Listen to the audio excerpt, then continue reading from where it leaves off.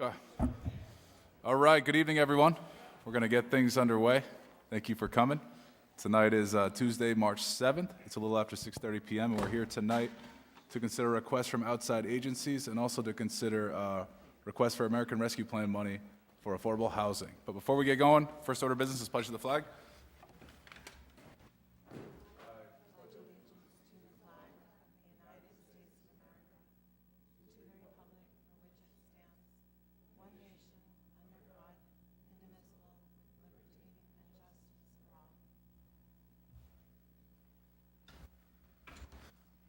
All right, next on the agenda is the land acknowledgement statement, which I will read.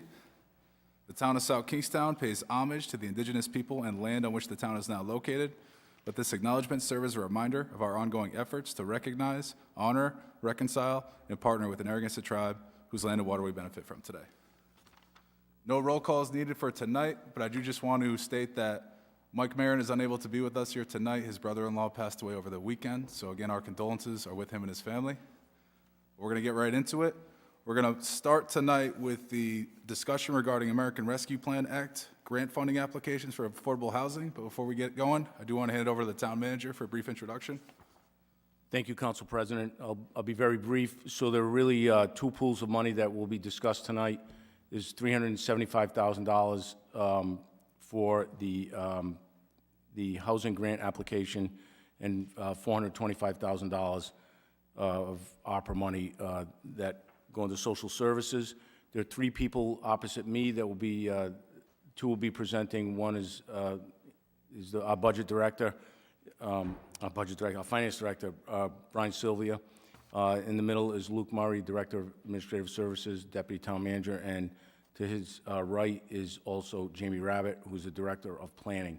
So I would now turn it over to Jamie Rabbit, Director Rabbit, to go over the housing portion of the presentation. Thank you, Mr. Manny. As Jim has mentioned this evening, the subject matter associated with the housing grant application is a proportion of the $9.1 million that the town received for American Rescue Plans, and the dollar amount was $375,000 originally allocated to that line item. The town received 5 applications under the housing criteria. There were, again, 5 projects which are shown on the board. There was 1 in West Kingstown, 2 in the Peacedale area, and a third, the 5th project had no specific physical location. Looking at the 5 projects, the first one was submitted by Scott Holberg. Amount was requested was $375,000. As I mentioned earlier, there was no project location associated with this or specifics associated with the project. The second was the Peacedale United Housing. They requested $49,000. They're located at 1223 Saugatucket Road. 3 is Sidecar Capital LLC, requesting $250,000 for a project at 274 Waits Corner Road.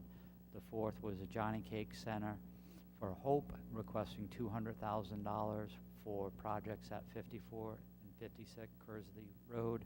And the 5th was the South Kingstown Housing Authority, requesting $100,000 for projects at 364 Curtis Corner Road, 480 High Street, and 69 Uncle Sam's Lane.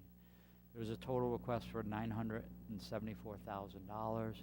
And again, the funds that we have allocated to this grant process is $375,000. The planning department set up a review panel of 6 individuals. They comprised Rich Bourbonnais, who's a professional engineer and the Director of Public Services, Amy Crawford, who's a member of the South Kingstown Affordable Housing Collaborative, Maria Mack, who's the Planning Board Chair, Terry Murphy, Director of Leisure Services for the town, myself as the Director of Planning, and Brian Wagner as a Senior Planner within the Planning Department.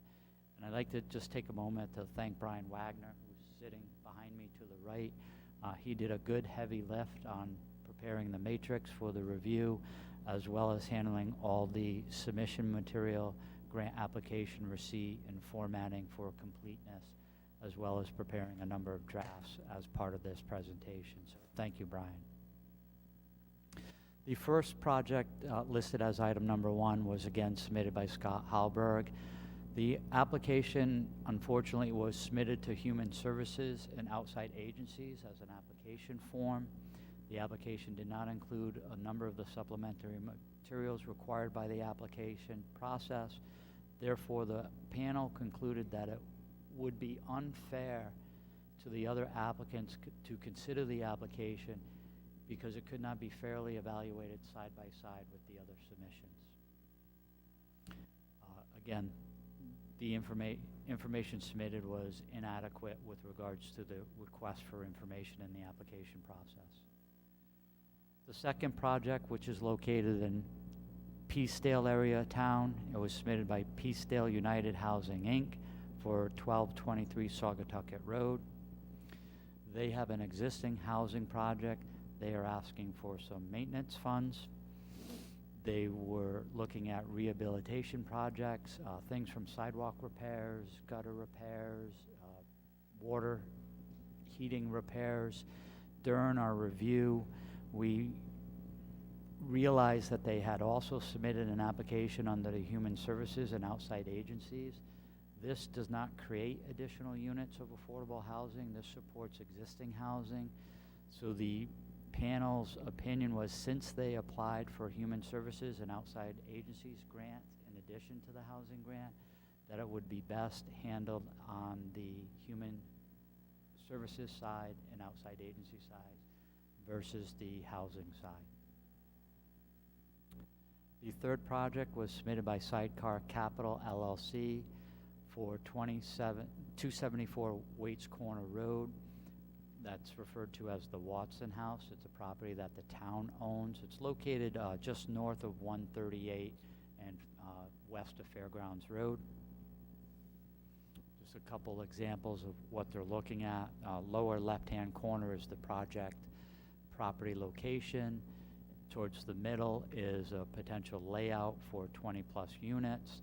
To the right is the existing Watson House, and above the existing Watson House is a 3D rendering of the potential development at the site.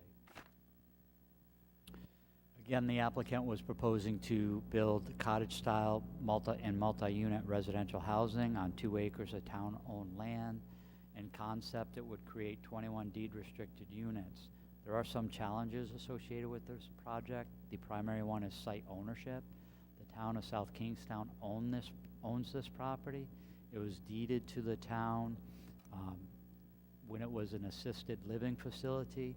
There were restrictions contained on this that any proceeds from the sale or lease has to forward an initiative associated with senior services, and that I believe the town has a fiduciary responsibility to make sure that any sale, lease of the property fulfills that mission. The second is the site is presently not served by the town's municipal sewer system. The existing sewer system is over a half a mile away, would require an extension of that sewer system, or a significant permitting process associated with a package or batch plant within the site. Again, this is a substantial project, but unfortunately there's a lot of moving pieces. So it was the panel's opinion that at this time, they did not recommend allocating any of the housing resources to this project. And there was some discussion that this may be best placed with the state and the Rhode Island Department of Housing for a significant grant application or request, which could be in north of $1 million. And again, that would potentially cover site acquisition as well as infrastructure improvements such as the sewer extension. The fourth project is associated with the Johnny Cake Center for Hope. It's located at 54 and 56 Kersney Road. This is an existing proposal to improve an existing site that was damaged by fire. In all likelihood, their proposal includes the demolition or demolishing the existing residential unit on the property, and they're proposing to construct 4 units on this property. I'll go to the next slide. 2 3-bedroom units and 2 4-bedroom units. Their proposal includes 2 units being listed at 50% of the area median income, and the other 2 units dedicated to families earning 80% of the area median income, for a total of 4 units created within the building. 100% of those units would be deed restricted affordable. The applicant is proposing that this is part of a larger project because they own 2 other buildings. In their submission materials, they stated that their funds would be utilized for architectural design, structural, mechanical, and electrical engineering. And if they utilize that for one of their properties, that they would be able to replicate that design on the other 2 properties that they own. The plans also include the fact that the applicant is in control of the subject property due to ownership and is ready for final design and permitting. The panel recommended that the grant application request of $200,000 be fully granted. The 5th project is the South Kingstown Housing Authority, who has properties at 364 Curtis Corner Road, 480 High Street, and 69 Uncle Sam's Lane. And again, you have some photos of those properties in this slide. In their grant application, they are seeking funding to support the hiring of a qualified consultant to develop a master plan for the redevelopment of their properties. The Curtis Corner Road site they feel is highly underutilized, and that a proper master plan could potentially increase the amount of units on that site, in essence twofold. The units developed out of the master plan process will be subject to deed restrictions to families 80% of AMI, and the developer is in a position to seek funding from other state and federal funds and programs. The panel concluded that the application satisfies all grant criteria and recommends approval of the grant request not to exceed $100,000. There was also discussion that if the town council were to grant this application of $100,000, that the town should have, in essence, a seat at the table with regards to the creation of any RFP, RFQ, its development, the selection process through master plan delivery. With regards to a summary of the recommendations, again, you have 5 applications for a total of $974,000. There were recommendations of the panel to grant 2 of those proposals of $200,000 and $100,000. And on the left of this slide, you'll see the number of units created. Again, with Scott Holbrook, there was an unknown number. The Peacedale Housing was proposing, again, maintenance and upgrades, so that would have 0 new units. The Sidecar Capital, again, was proposing multiple affordable units. However, there were a number of moving parts. The Johnny Cake Center for Hope, and their initial phase would be creating 4 units. And SK Housing Authority is proposing master plan money, so it doesn't have a direct relationship to a physical creation of a unit, but gives the potential to create units in the future. And again, the last slide is the location of the 5 projects. Brian and I are available to answer any questions that the council may have. Thank you, Jamie. Questions for Jamie right now? I just have a quick question. Originally, the ask from the Housing Authority was for $50,000, and now I see it's $100,000. Can you explain the difference, the Other than increase? they've requested for 6 figures. To really undertake a master plan, you're somewhere between $50,000 and $100,000. I think $50,000 would actually be underfunding a master plan, and to me, it'd be maybe phase 1 of a 2-phase project where someone could do some layout, potentially look at density and yield, but it would be difficult for them under that budget number to start to undertake a comprehensive construction analysis of the house. I think potentially looking closer to that $100,000 mark would allow them to actually look at the cost of construction. And again, I think it's important to do that because you can design the most wonderful project in the world that becomes unbuildable because it's financially Right. not attainable. Okay. I just wanted to ask. Thank you so much for clarifying. One thing to add to that, Councilwoman Rose, so I met, and Luke Murray met with the director of the Housing Authority a few months ago. They had asked initially for $50,000, but they were upfront that the cost of the master plan would be more towards 100, and they were either going to come back a year later and ask for additional funds, kind of like a capital account, or they were going to try and seek funds from either the state or the feds to offset if it was just 50. So they sent in the request for the full master plan. But they also are here, so you could ask them if they have additional information on that. Great. Thank you. Could I Again, you'll ask see in our recommendation from the panel, it's, in essence, it's up to, $100,000. You can interpret it as not to exceed or up to $100,000. So the last thing on the page, in addition, it is recommended that the town be involved in the RFP development and selection process through product delivery. Can you explain that a little bit more? Is that something you could speak to? In discussions with the panel, and as Mr. Manning has mentioned, we have had multiple conversations with the Housing Authority. Like our departments within the town hall, they can only manage a specific workload. They only have so much bandwidth. And I think from this, that the Housing Authority and what they provide to the community, in essence, are doing that in a partnership. So I think through our department or even, public service, to have someone at the table with them throughout the process would be important. That makes a lot of sense. I have, as a director of planning, and Brian Wagner's our de facto housing expert within the department, we're not proposing to do the heavy lift. We're not proposing to write the RFP or RFQ. We will review, we will advise, but we're not preparing to be the lead.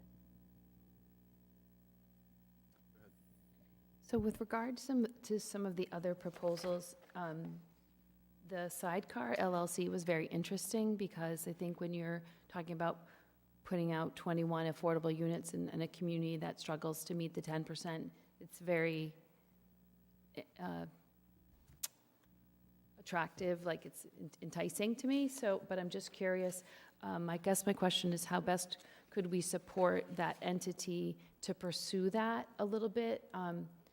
I don't know a lot about the Watson House, and maybe this is a conversation for another time, but I think, a proposal like that, putting, 21 units in our community, this might not be the venue for it, but I definitely want to be encouraging for people who think out of the box and propose things that really move things along. And I had recently seen the national news in California, they're building housing for veterans. Is there a way that a project like this could be, some of the units for seniors? I mean, that's, a need as well. You make a good point, Councilwoman Bergner. This is a project, I just want to say it may be premature for investment, but it doesn't mean that it's not a good project. Right. Discussions with two of the partners associated with this development, that if it doesn't occur on this site, they are not losing sight of the need for affordability and would like to deliver a project to the community. I think it's important for one aspect that the town is in control of this property, but you also have that overlying fiduciary responsibility that's came with the deed with regards to supporting senior services. So that's why I mentioned earlier, there are a number of moving parts and it complicates this. But you can continue the discussions with them. Ultimately, the council's in control of the disposition of the property. But again, it's appraisals, it's disposition, it's vote, so the council, it's a sewer extension potentially.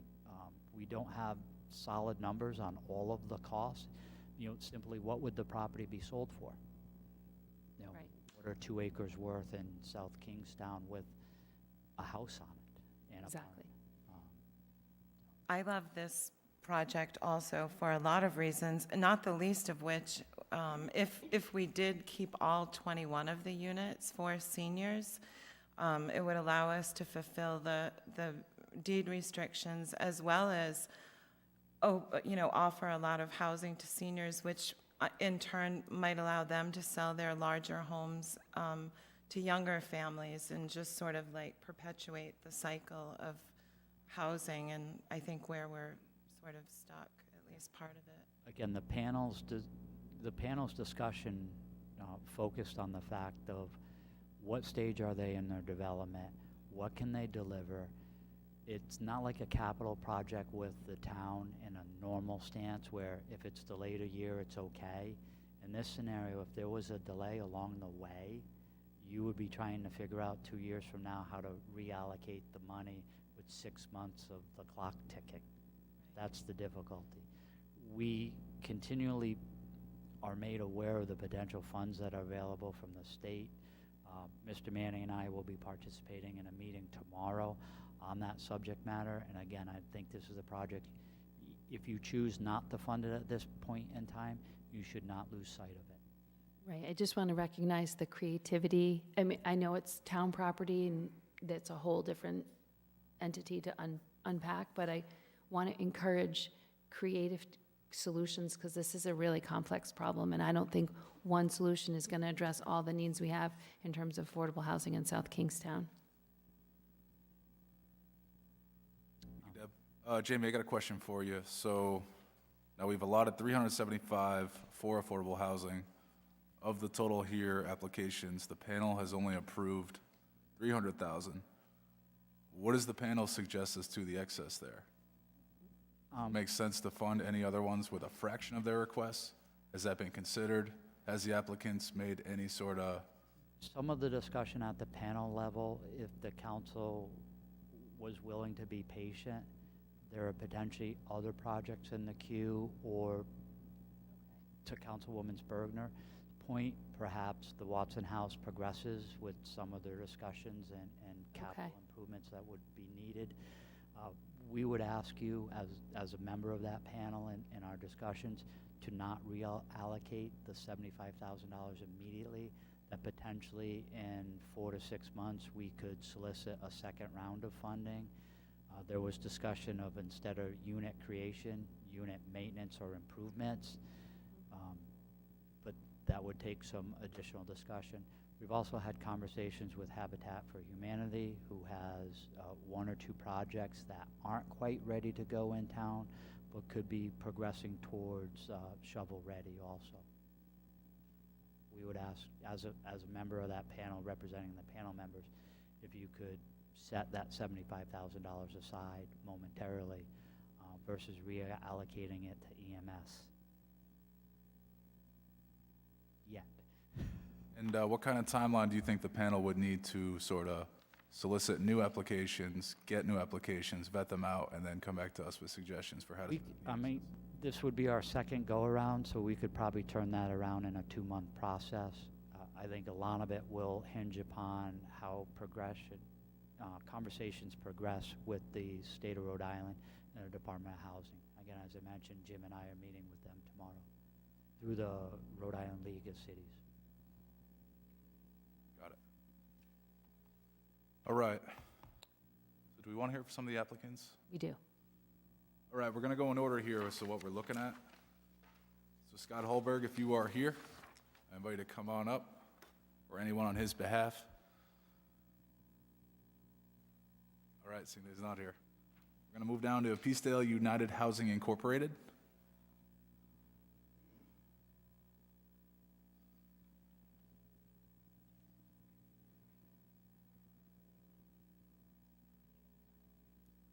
Yeah, and we just ask, we're going to try to limit you to 5 minutes because we do have a lot of things to do tonight. And with that, go ahead. Just ask you to introduce yourself first, and thank Thank you for coming, and thank you for your willingness to want to invest in affordable housing in SK. Thank you for having us. My name is Angela Sharkey. I'm the If you could just talk in the microphone. Thank you for having us. My name is Angela Sharkey. I'm the president of the Peacedale United Estate. I'm Dr. John Goldberg. I'm a board member, longtime resident of South Kingstown. All right, thank you. If you just want to sort of give us your perspective as to what you're seeking here, what you plan to do with the money, and sort of what the overall project entails. Sure. We are a nonprofit registered at Peacedale United Housing, Inc., and we are the owner of that's the owner of the facility. We were founded in the Peacedale Congregation Church on 261 Columbia Street, Peacedale, June 24, 1983, along with the other initiative of low-cost housing. Our board is composed of volunteers from the community. We have provided subsidized affordable housing to the South County for almost 40 years. We are located in 1223 Sagatucket Road, Peacedale, and we have been providing affordable housing to the South Kingstown community since inception. We serve low-income, special needs, and elderly community in this South County. We are asking for approximately about $49,000 to make repair to the buildings and grounds. This is our very first time we are asking. This is the first financial support. In December of 2019, we received a needs assessment of a total of $1.3 million created by the Department of the Agriculture, our mortgage holder, and COVID happened. That has been revised. Last April of 2022, we received immediate need list of facility repair of $218,600. After the meeting with the planning director, James Rabbit, we are now asking most pressing items for your consideration. With his advice, we have revised our request to $49,000, which will address the most pressing needs to continue to provide decent, safe, and sanitary housing to our community. This is an existing property. This is not a new property, but it really serves our community. It's 35 units that are essential. What the funding will cover has been outlined in our proposal. Replacing aged hot water tanks, which serve the entire facility, and their exhaust systems with more energy-efficient units. Repairing sidewalk hazards. Replacing damaged exterior doors to be compliant with fire safety regulations. Cleaning and repairing gutters to prevent flooding risks. Sealing cracks in the driveways to improve access for first responders. Upgrading common restrooms and the laundry area of the common area to be ADA code compliant. Completing tree work to eliminate limb overhangs and increase safety and reduce fire risk, not only for our structures, but also for the surrounding community. If you've ever driven through there, you'll know what I mean. And power washing the algae growth from the vinyl siding, which can potentially cause breathing issues. These are some of the most pressing items that we have identified, and we have consulted also with some of the folks who live there to make sure that we're addressing the needs that they identify as well. Excellent, thank you. Any questions from council members? I don't have any questions, but I definitely like this idea a lot. I think it's important to give upgrades. I know a resident there. It's certainly very challenging. They are disabled, so I do think that we need to figure out a way, if not in this bucket of money, in another bucket of money, to be supportive. So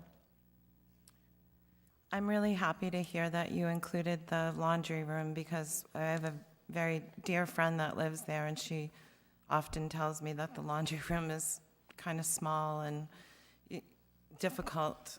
And, you know, I agree that it's an important facility, and it's really a great place, and I don't know how we need to do it, but We have laundry equipment that's very ancient. Yeah, I've heard all about your laundry equipment, actually. But our community, just like I mentioned, we are all volunteers. We've been, taking care of this community for the last 40 years. And we know with this funds, anything that you could help us would help our community immensely, so. Thank you. So I heard you identified 218,000 of improvements needed, but you've narrowed it down to 49,000 of immediate need. How do you intend to fund the amounts in excess of the 49K? If you don't mind me asking, do you have a plan for that? We have, our sort of long-term funding comes through the Department of Agriculture, and they have a very complex pattern of funding that extends over many, many years. I think it's 20 years total. And so they anticipate some of the things that will be needed in the future. But sometimes they don't have the money for right now, the things that are most urgent. So long-term funding is available to us through the Department of Agriculture. Got it. Okay. All right. And in the event if this council can't find a way to get this 49K to you immediately in this first round, I'm inclined to keep the 75 open for a second round, which then I incline you to definitely apply and stay on top of. That would be most helpful. We would definitely be in line for another application if that's necessary. All right, any other questions for the applicant? All right, thank you. And thank you for what you do for the community. President McEntee, just a point. The Peacedale House also applied the same application under social service. So that's why we were making the recommendation, in essence, not to fund them out of housing because it's maintenance related and quality of life issues. But Luke will talk to that under the social service side. So Luke. Yep. Of the 21 requests related to outside service funding, this same application is included there? That's correct. Same application was submitted for both, so you'll have due consideration. They're in the packet for the HSOA funding. So you'll be hearing from them again. Got it. All right, smart. All right, it's gonna. We didn't mean to dip in both sides. This is very first time we are doing this because we didn't know when we were served with the 1.3 million, none of us really have experience nor how to, and we really didn't know. And then, from 2019, December to today, we were able to find the funds and then through Mr. Rabbit, and we were going through this process.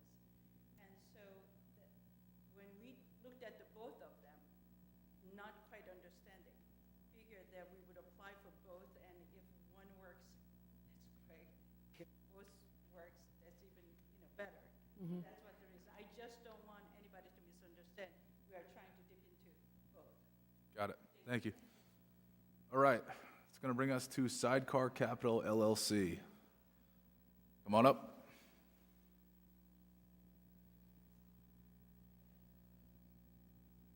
Good evening. Thank you very much. I'm going to pull up some notes here. So, Could you just say your name for the oh record? yes, hi. My name's Kevin Diamond. I'm a resident of South Kingstown. Just want to quickly introduce myself for those who don't know me.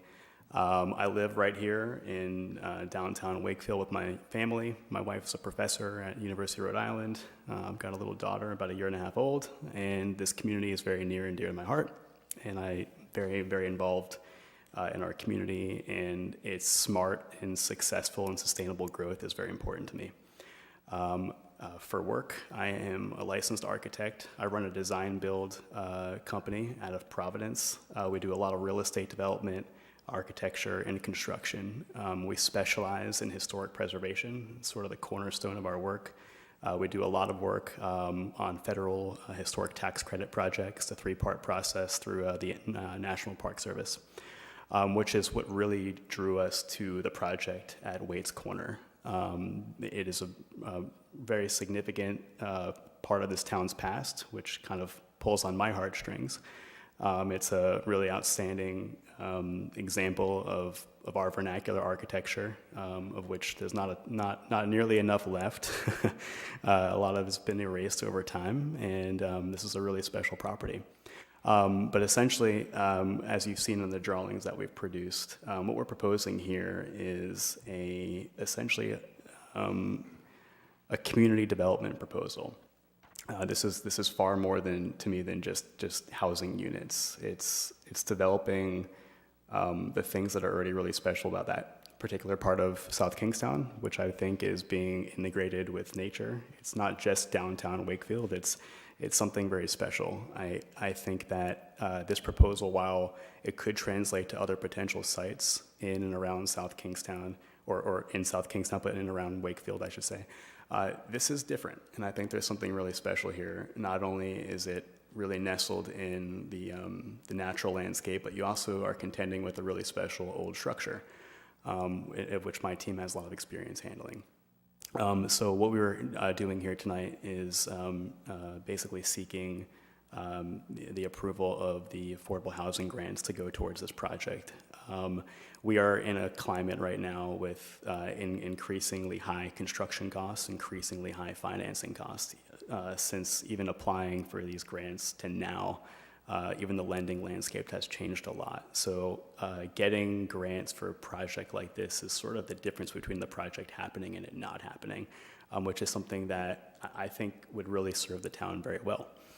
But basically at the core of this proposal are 20 some odd architect design homes, the rehabilitation of a historic structure, and the integration of walkability in that part of the community. One of the things that we would really like to do at this location that I think is missing in a lot of developments like this is bringing the community into it. And I don't just mean physically, I mean through the design process as well.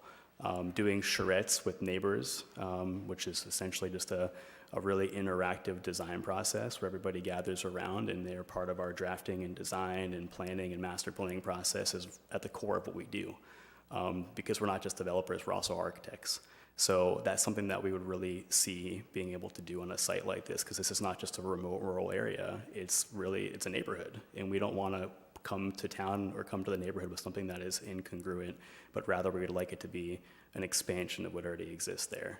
So we see a pretty interactive process on the horizon if this project were to proceed. In addition to that, we also physically would like to let the neighborhood in by designing this to have walking trails that actually loop through the property, because the nature of this would be sort of a freestanding condominium legal entity. So each home would basically be subdivided off of the land, essentially. So the common space could really feel like it belongs to the community, because it actually would. In terms of amenity spaces at the center of the site, rather than proposing to fill this thing with sellable or rentable square footage, we didn't. We proposed to have really a void in the center of the site, and the intent would be to build a glass greenhouse that can accommodate community gardens for folks to actually get together and hang out and grow some of their own food and be together, which I think is something that is pretty appropriate to this particular part of South Kingstown. So again, while I think this concept can translate to other parts of our community, I think this particular locus is very important. And I think that it would be a real benefit to the town if something like this were to come to life. I do just want to make a quick correction to the presentation. As much as I would love for all of the 21 units to be affordable, that is not the proposal. Our application actually is proposing that 25% of them are affordable. And we do have a pro forma as well that we've developed. We've gotten pretty far along in our planning process in terms of our budgeting, construction budgeting. We have a full construction division that's been working on this as well. I would say the largest portion of hard costs we can expect would be site work and utilities, being that this is not currently served by town sewer and town water. So that's sort of my proposal, our proposal of the community, and I guess a little bit of an introduction to myself. Thank you. Yeah. Any questions? Well, yeah. I did happen to catch your comments at the Land Use Commission. Oh, yes. You are on the zone, it's you, right? You are- Yes. oh, okay, I'm on the zoning board, yes. interesting. Yeah. So I was typing my notes, like, I was like, what's the angle for this project? And now because it was quite altruistic at 21 affordable units, it's a little bit different for me. Right. I understand it's a comprehensive permit, and that's the attractive for-profit piece. Of course, yes.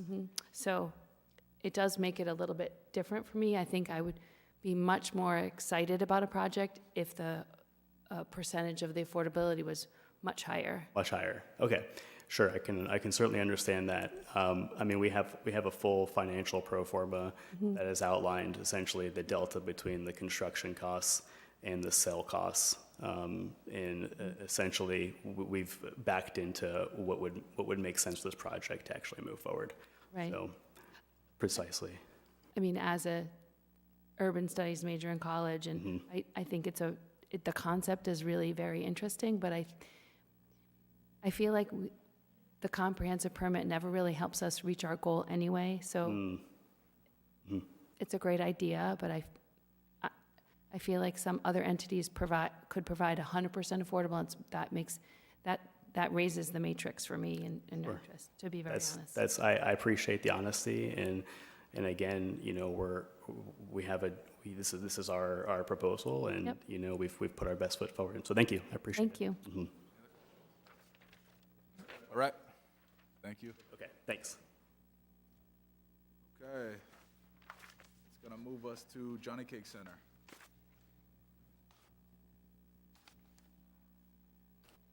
Good evening. Thank you. My name is Kate Brewster. I'm the director of the Johnny Cake Center. Obviously, I want to thank the panel and the group for recommending full funding for our proposal. We are affordable all day long, and we are proposing 100% affordability with this project. Just a couple of quick comments. There's plenty of statistics to support the need for affordable housing in our town. I think for the Johnny Cake Center, what we see every day with families and seniors coming through our door being displaced, unable to afford their current residence, landlords selling, raising rent. We have 80 households every day that we are actively searching for housing for. We find one or two more walk through the door. So for us, it's a very real problem. I want to mention that soon we will complete 3 new units that we are renovating, one at 1004 Kingstown Road, one at 1006 Kingstown Road. Those will be 5-bedroom, 2-bath units with 2 local families moving into those. We also created a 4-bedroom, 2-bath unit above our thrift store where our offices used to be. I joke that my previous office is now a bathroom, which I don't know, feels kind of fitting. And those will be coming online by the end of May. So we will invite you all to the Kingstown Road opening. We're very proud of what we're creating there. This project is one of 3 that we believe are going to require extensive renovation. There's a property at Green Street, 2 on Kersey Road. This particular building had a fire in it, and it just doesn't make sense to invest in rehabbing, but we think that rebuilding and adding a little more density is the right way to go. So again, thank you for helping to put the foundation in for the financing of these projects. It's going to take a little while to put the whole package together, but we're very excited to get started. Awesome. Thank you, Kate. Any questions up here? I'll just say thank you for your application. This is certainly fits within the goals that we're trying to achieve with the money that we're trying to allocate out. So thank you for coming forward with this, and happy to see that the panel's able to get behind this. And thank you again for all Thank that you you. do for the community. All right. Kate, I would also love to see you come back if we do open that second round. I think that probably if you guys could get enough money for a down payment on an additional property, the fact that you guys are 100% affordable, I'd love to see that happen. So keep your ears open for that. Oh, we will. Thanks. Thank you. Thanks. Thank you. All right, that's going to bring us to SK Housing Authority.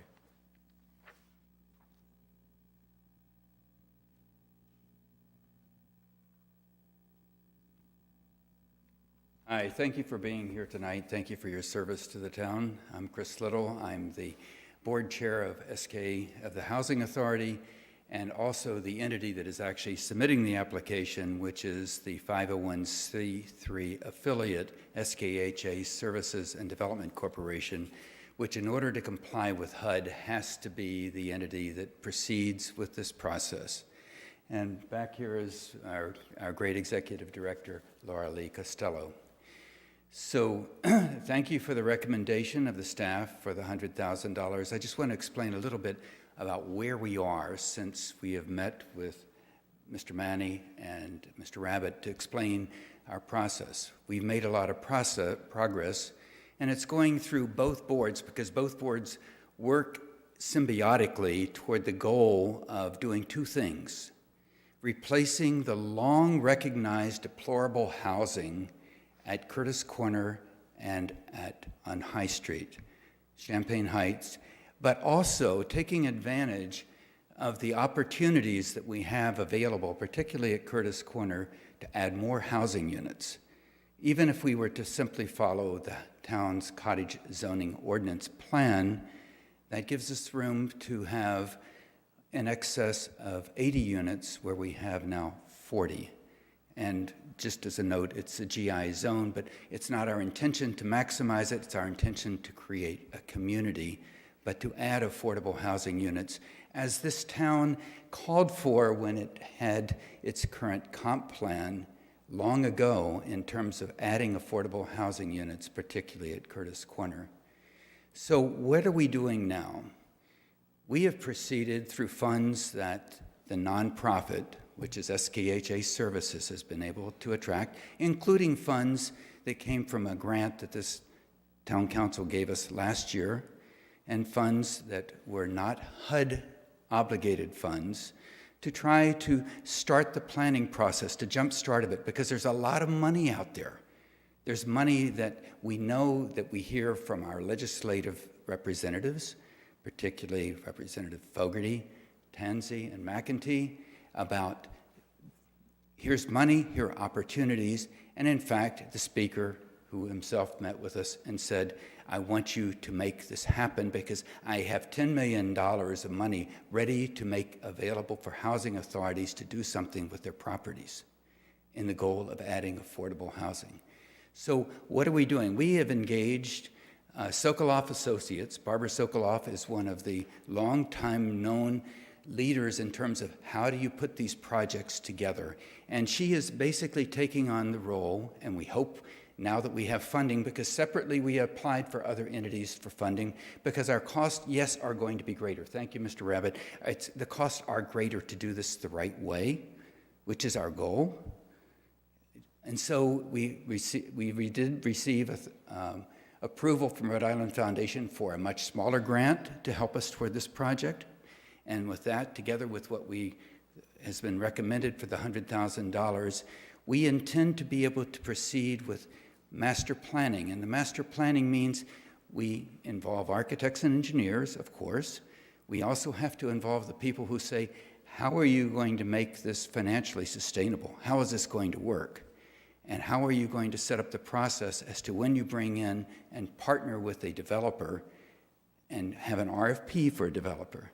How do you take advantage of that $10 million of money that the speaker said you better apply to now because it's going to go, and Rhode Island Housing is about to spend it, is about to issue the RFP to say, submit your proposals. How do you take advantage of that so you can, and how do you take advantage of the other $250 million that the state has put aside for exactly what we're trying to do? So we are trying to jumpstart this. At the same time, we're working through the processes with HUD so that we can convert this through what's called a repositioning analysis, which is underway, and that's being handled by the Housing Authority. And we intend our goal over a relatively short period of time is to develop a scheme, a concept of what we think we can do at both sites, how we can phase it so that the existing residents don't lose the right to have a place to live, how this can be financially doable now and sustainable in the future, and how we can do this in respect to our community, both the community that we directly serve and the broader community, so that it enhances this neighborhood. We think we're in a unique time. Everything we have been told, both by our political leaders as well as by our consultants, particularly Ms. Sokoloff, is that we're in a unique time that if we can move now, we have the opportunity to do something that is transformative for this community, both in terms of the deplorable housing that we inherited, largely because HUD, by way of example, gives us $280,000 this year to address $6 million in immediate capital needs. That's all we got. So we can only spend what we got, and HUD doesn't allow us to borrow money. The only option we have is to go forward consistent with what our architects have advised us in a physical needs assessment that we performed, that is, these units need to be replaced, which is consistent with what most of us can look at and see. So thank you very much. This gives us the ability, together with the funding that we got from Rhode Island Foundation last week, to be able to do the kind of master planning. And yes, we're happy and looking forward to engaging the community in this process, understanding that we want to do so in a way that allows us to take advantage of all of the state funding that makes this project potentially viable, which means we know we have to move forward quickly, and we're prepared to do so through the nonprofit, which is an affiliate of the Housing Authority. So thank you very much. Chris? Any questions for Chris? I would, sorry, I'm really impressed with the idea of engaging the community like Mr. Diamond had discussed. And I'm wondering if there's a way that we can sort of engage the community at Champaign Heights when we get into the design process, just so to kind of, improve the situation there a little. Well, that's a very good point, and part of our budget is to hire a specific person on the staff to engage that community, so that, because we're replacing their housing, how can we replace their housing if we don't understand what they understand is good and what's not good? We've already engaged them through a study which I'll be sending to all of you later this week from the University of Rhode Island in terms of survey information about what they think about their housing, what they think is good, what they think is bad. That was done. It's been taking a while, but it's done. And it will be posted on the URI website this week. But we'll send that to you, but we want to go more specifically because we want them in part of this process. But this is part of the money. We're a startup. The entity that has to do this work is a startup. And as a startup, it's a 501c3. We need to get the startup dollars so we can make this happen. We're talking about, in terms of our consultant who has advised us, that we're looking at potentially, her number, which seems to me to be high, is about $400,000 a unit. But even if we use an earlier unit, like we did in the earlier number of $300,000, we're talking about a $30 million capital infusion into these two sites. And so to do this the right way in a sustainable manner requires that we do the planning. And the way we are doing this, the option, frankly, the former town manager, the former full-time town manager, had advised us just to engage a developer. And we decided we need to have the community connected to this project, and we also need to understand more clearly what it is we're trying to accomplish that will best achieve those purposes. So we want to do this through a local entity which is connected to this community and is connected to the Housing Authority, so we can make sure that we stay connected to what the needs are of the community. Just a comment. So I think the key word here is sustainable, and I want to make sure that whatever is done and planned is actually sustainable in the sense that we're not going to be looking down the road 25 years from now and have a whole bunch more units that look just like Fournier Estates. So I think that needs to be kept at the forefront of that planning aspect and, the longevity of things. And what, if we're going to build new units, what is the plan if HUD is only giving $280,000? I want to see what the plan is going forward to maintain new buildings aside from what HUD is giving you, because it's not working the way it is now. Well, as I indicated, one of the substantial reasons why these units are where they are is that Congress made a decision a number of years ago that they were not going to fund housing authorities through the country with respect to their capital needs. And that's why I indicated our current number is $283,000 for next year, and of that we have immediate capital needs of over $6 million. So we spend our priorities on life safety, on heat, water, basic needs of people to live. It doesn't give us the ability at $283,000 to deal with the true capital needs on projects that our architects have told us should be torn down. So when we talk about sustainability, the model, when we change out of the public housing model, which is what we're talking about, onto really a model which I'll loosely use the term Section 8. It's not truly, it's essentially privatized, but the ownership as we envision it now would be through our nonprofit affiliate, which meets that requirement. Part of that would be to say, okay, we now have the ability to manage this differently and to borrow, to leverage the assets, which we cannot do in the housing authority. We can't borrow against the land. All we can do is spend what HUD gives us and get what HUD gives us permission to spend, which is a problem with nationwide. We can't, when I agreed to become on this board, I didn't agree to take on Congress. I agreed to try to see what we could do to replace this housing. And so I think the model is going to be very different. Having said that, I can't guarantee what's going to happen 30 years down the road other than to set up systems that should work. And to hope that the people who are sitting where you're sitting at that time and the people who are sitting where I'm sitting at that time take it equally responsibly. So I have a couple. Is it okay? So you had mentioned that you had gotten a grant from the Rhode Island Foundation. How much was that grant for? It hasn't been confirmed. Okay. We requested $50,000. We know that, and I can't tell you whether that was approved. I know that I received an email last week that it had been approved. Our total budget at this point, based upon revised numbers from Ms. Sokoloff, at this point is approximately $175,000 for the phase of work that takes us up to the point where we start to engage a private developer. And that's the cost. So if we add this up, we're assuming, and these are budgets, I'm going to be candid, we haven't done this before.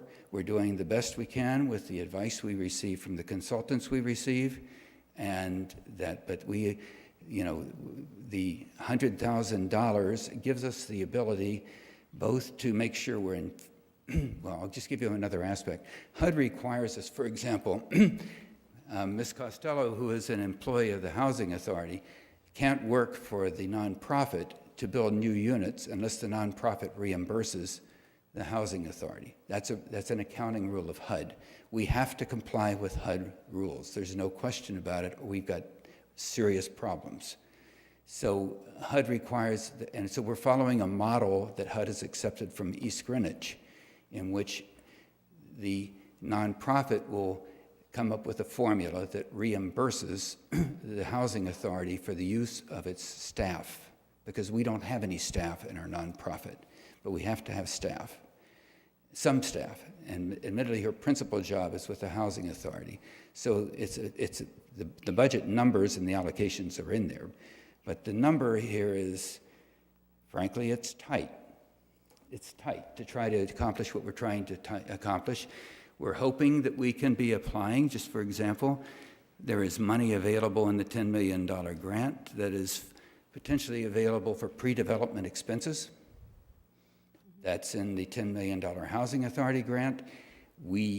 As I sit here tonight, I can't tell you whether that application would be made by the nonprofit or whether it be by the Housing Authority. But we're all working toward the same goal, and the money would end up at the same place. That, if that were done, that would pay for more the engineering and staff time. If it isn't, we fully expect that we can get this paid for by a developer as part of the RFP process. I guess my question was really so that we could, it's important for me with the limited amount of money we have in the town to allocate to try to leverage it the best we can. So I don't want to very simply give you too much and then not give another deserving entity what they need. So that's why I asked if you got that grant. I have a question about, I guess I'm just curious about if you create, I guess, 80 new units, I'm just worried about the current residents and where they would go, and just be really thoughtful, because I wouldn't want people to be displaced in order to improve what they have. You know, that's what I feel happens all the time. Like, people get we heard Kate say it, people get displaced all the time from their housing, and then they're on the hunt for another unit all the time. So, Well, absolutely. That's something that we are very concerned about. The advantage we have at the Curtis Corner parcel is we have a large chunk of undeveloped land. And at this point, the intention, subject to this master planning process, I see. is that we would build first new units there where in which people could move into, so that people would always have a place to live. I see. That would be part of this project. And at the end of the day, when it's finished, there will be excess units over and above what is there at present. So no one would be put out on the street, because that is the benefit we have of having that extra piece of land. I see. Thank you. Thank you, Chris. Thank you. All right. So that is the 5 here. Go ahead, Jamie. Rory, just a follow-up to Councilwoman Bergner. We got some feedback that you're not passing Mike 101.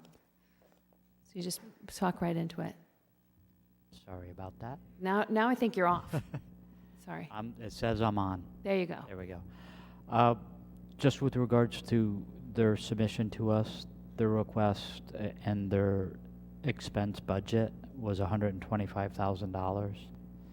$35,000 for a master planner, $35,000 for developing consulting, $25,000 for legal, $5,000 for accounting, $5,000 for engineering, $10,000 for staff, $5,000 for staff support, office expenses of $5,000. So that's why in the initial analysis, we recommended $100,000 because office expenses are there whether you're doing a plan or not. Staff support, don't know how you attribute that to a specific project when they're existing, and then the same on the utilizing existing staff. So that was $20,000 off the request of $125,000. We had no numbers associated with the $175,000 plus master plan. Chris Little, come on up. Come back up for a second.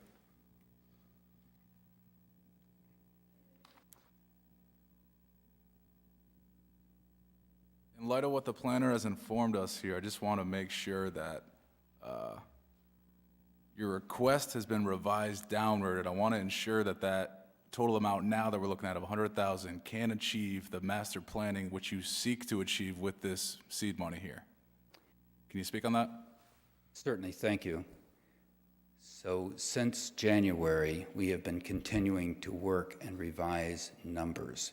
Some numbers have gone up, and some numbers have been supplemented by the fact that we were invited to seek funding from another source, and we did. I'm hopeful that it is for $50,000. So the 175 might net the 50. The 175 is the revised expense budget, of which $50,000 is now carried by the Rhode Island Foundation, and then we are coming up with our own sources of money, and so we still need the $100,000 in order to pay the planner. So during this time, for example, when we submitted the budget, we we're led to believe that the cost for the financial analysis and the project management would be $25,000 or $35,000. It since became over $50,000 in terms of the proposal to try to take us up to the stage, because part of this, candidly, is trying to figure out what is the best way we can proceed, understanding that this is a pretty fluid world. But the answer is the number, the $100,000, together with the other money that we've gathered, will accomplish what we're trying to accomplish. So I'm just wondering if your original idea years ago, we talked, and this is to get the ball rolling, to get the seed money, like to get you some inertia, right?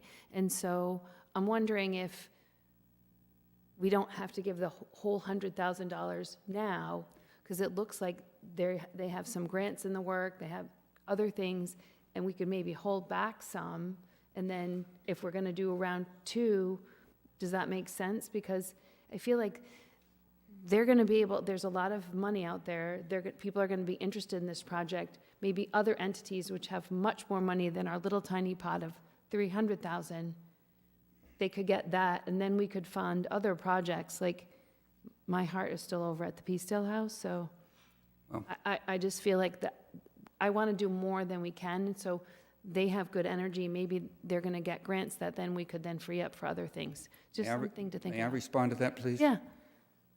So it was almost 2 years ago that I was here when you first had your work session about these dollars, and we said we needed $150,000 in seed money in terms of consultants.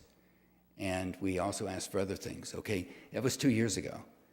We have data here that since that time that some things have become more refined, some expenses. So for example, when we had our budget, we had not identified the cost of having a staff person be the person to do what you suggested, which we agree is so important, which is to engage the residents in this process.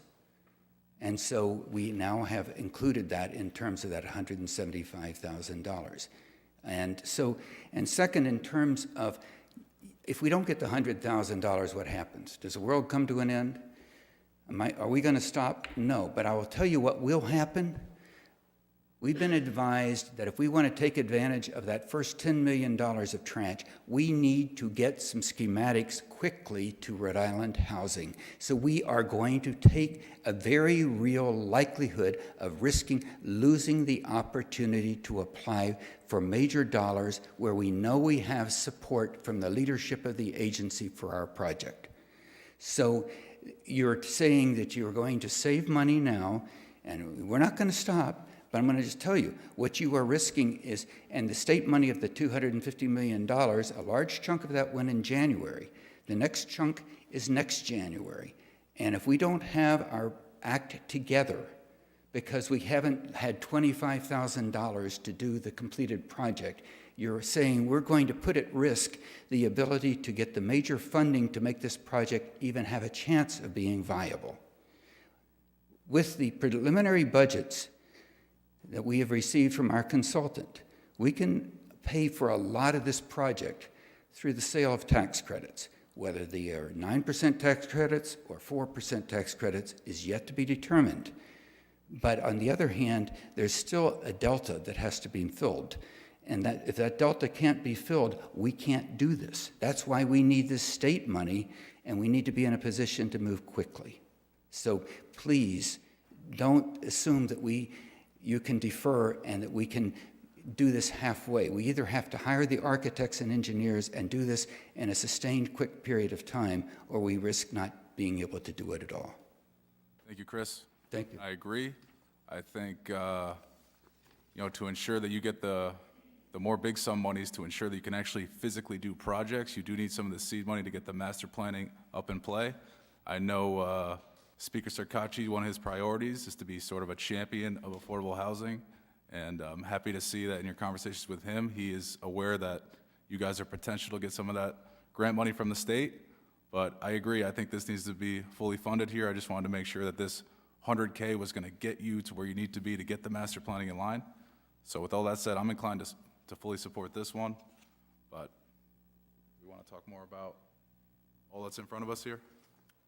I think that it's a really important issue, and I don't want to be penny wise and pound foolish, so I think that I would be concerned that we're going to fall short, and right now is just not the time to fall short, because there's so much money available out there that can help us push this forward. So I would be inclined to fund the whole amount. Yeah, I agree. I'm in favor of funding the whole amount.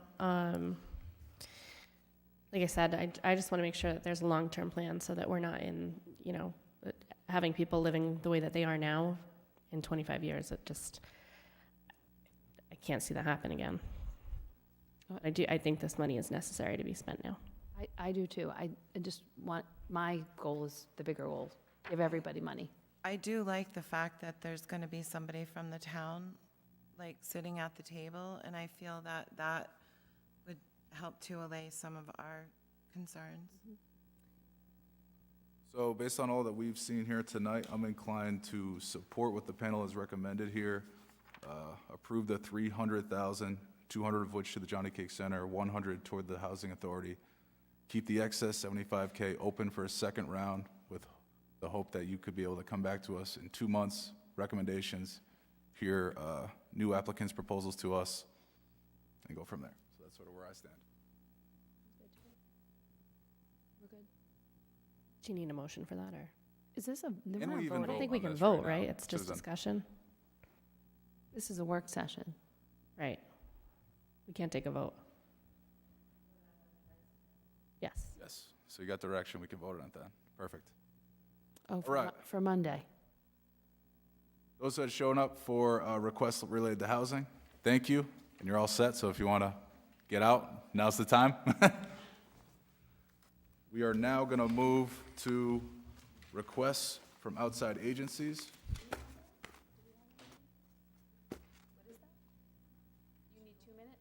All right, we'll take a little 2-minute recess to allow anyone who wants to exit, feel free. Do we have a packet? We do?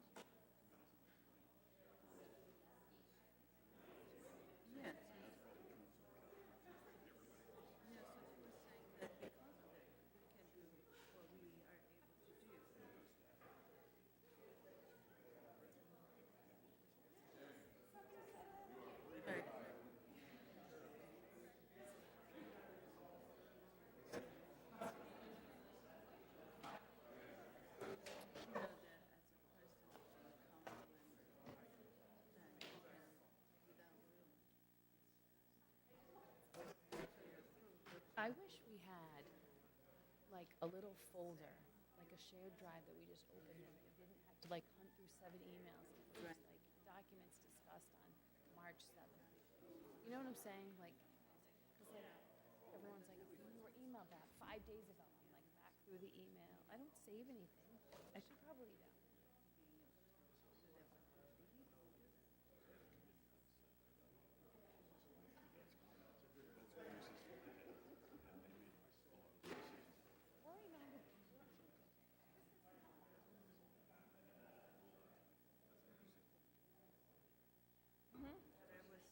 Yeah, ready. All right, we're going to resume here, and we're going to move to item 2 here, discussion regarding fiscal year 23-24 budgets, human services, and outside agencies. And at this point, I'm going to turn it over to Deputy Town Manager Luke Murray. Thank you, Mr. Council President. So I'm going to take you through the human service and outside agency grants. It's a little different format than the housing, but they were issued at the same time. They are both funded through ARPA.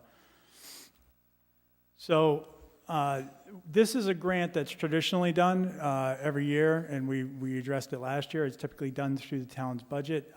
This year, it will be funded through ARPA, and it funds 2 things: human service organizations, which are typically nonprofit agencies who service low-income, elderly, those living with disabilities and experiencing life changes. And they include human service units, health clinics, senior citizen programs, congregant meal centers, et cetera. And many of these organizations are represented in this room tonight, and they do great things for our community. Outside agencies are a little differently defined. They're still nonprofit organizations, but they engage in projects that positively impact members of the South Kingstown community. So these things could be such things as village organizations, friends of organizations that do community events, initiatives that really engage the public and kind of take on a different dimension of what government can't typically just do directly. So by supporting them, you're supporting the events that they sponsor and do for our community. Just so you understand the application process, these were put online and put out through news notifications to the public. I did update the application process to try to streamline it again this year, form fillable applications, trying to reduce the amount of paperwork. Obviously, we want to make sure these organizations are credible and legitimate, and so we do require certain documents such as the annual report, a certificate of good standing, making sure that they're registered with the state, Secretary of State, and a letter of good standing, which was new this year. I highlighted in red because some of the organizations will, come tonight and maybe explain. There's a few organizations that do not have a letter of good standing. I'm sorry, did you have a question? Yeah, I just know personally that's a very challenging document to get. And so that's my husband's whole business, so it's a very cumbersome thing. So I was about to say that these poor nonprofits, that you're probably incurring like crazy legal costs, and that I would recommend in the future not to do that, because that's really hard to get. It's not easy. Yeah, sure. And if the council wishes to moving forward not do that, the reason is, and actually I thought it would, just from my aspect, I thought it was beneficial. We had several organizations find they did have issues that went back, and some of them did correct those issues. So while it's unfortunate to find out, it's better to know than not know and let things linger.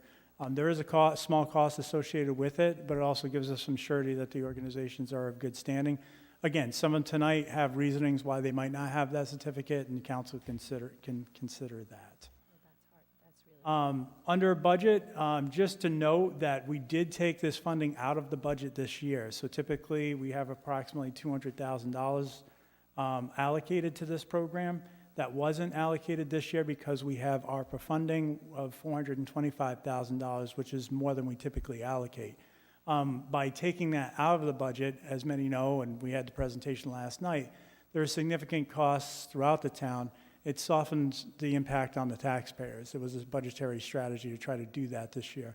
I just wanted to point out the intention is to refund the program next year through the budget, and that'll be up for council consideration. So 2 other changes we had for this fiscal year. One of these was mentioned last night, which is the Rhode Island League of Cities and Towns was previously paid through this grant program.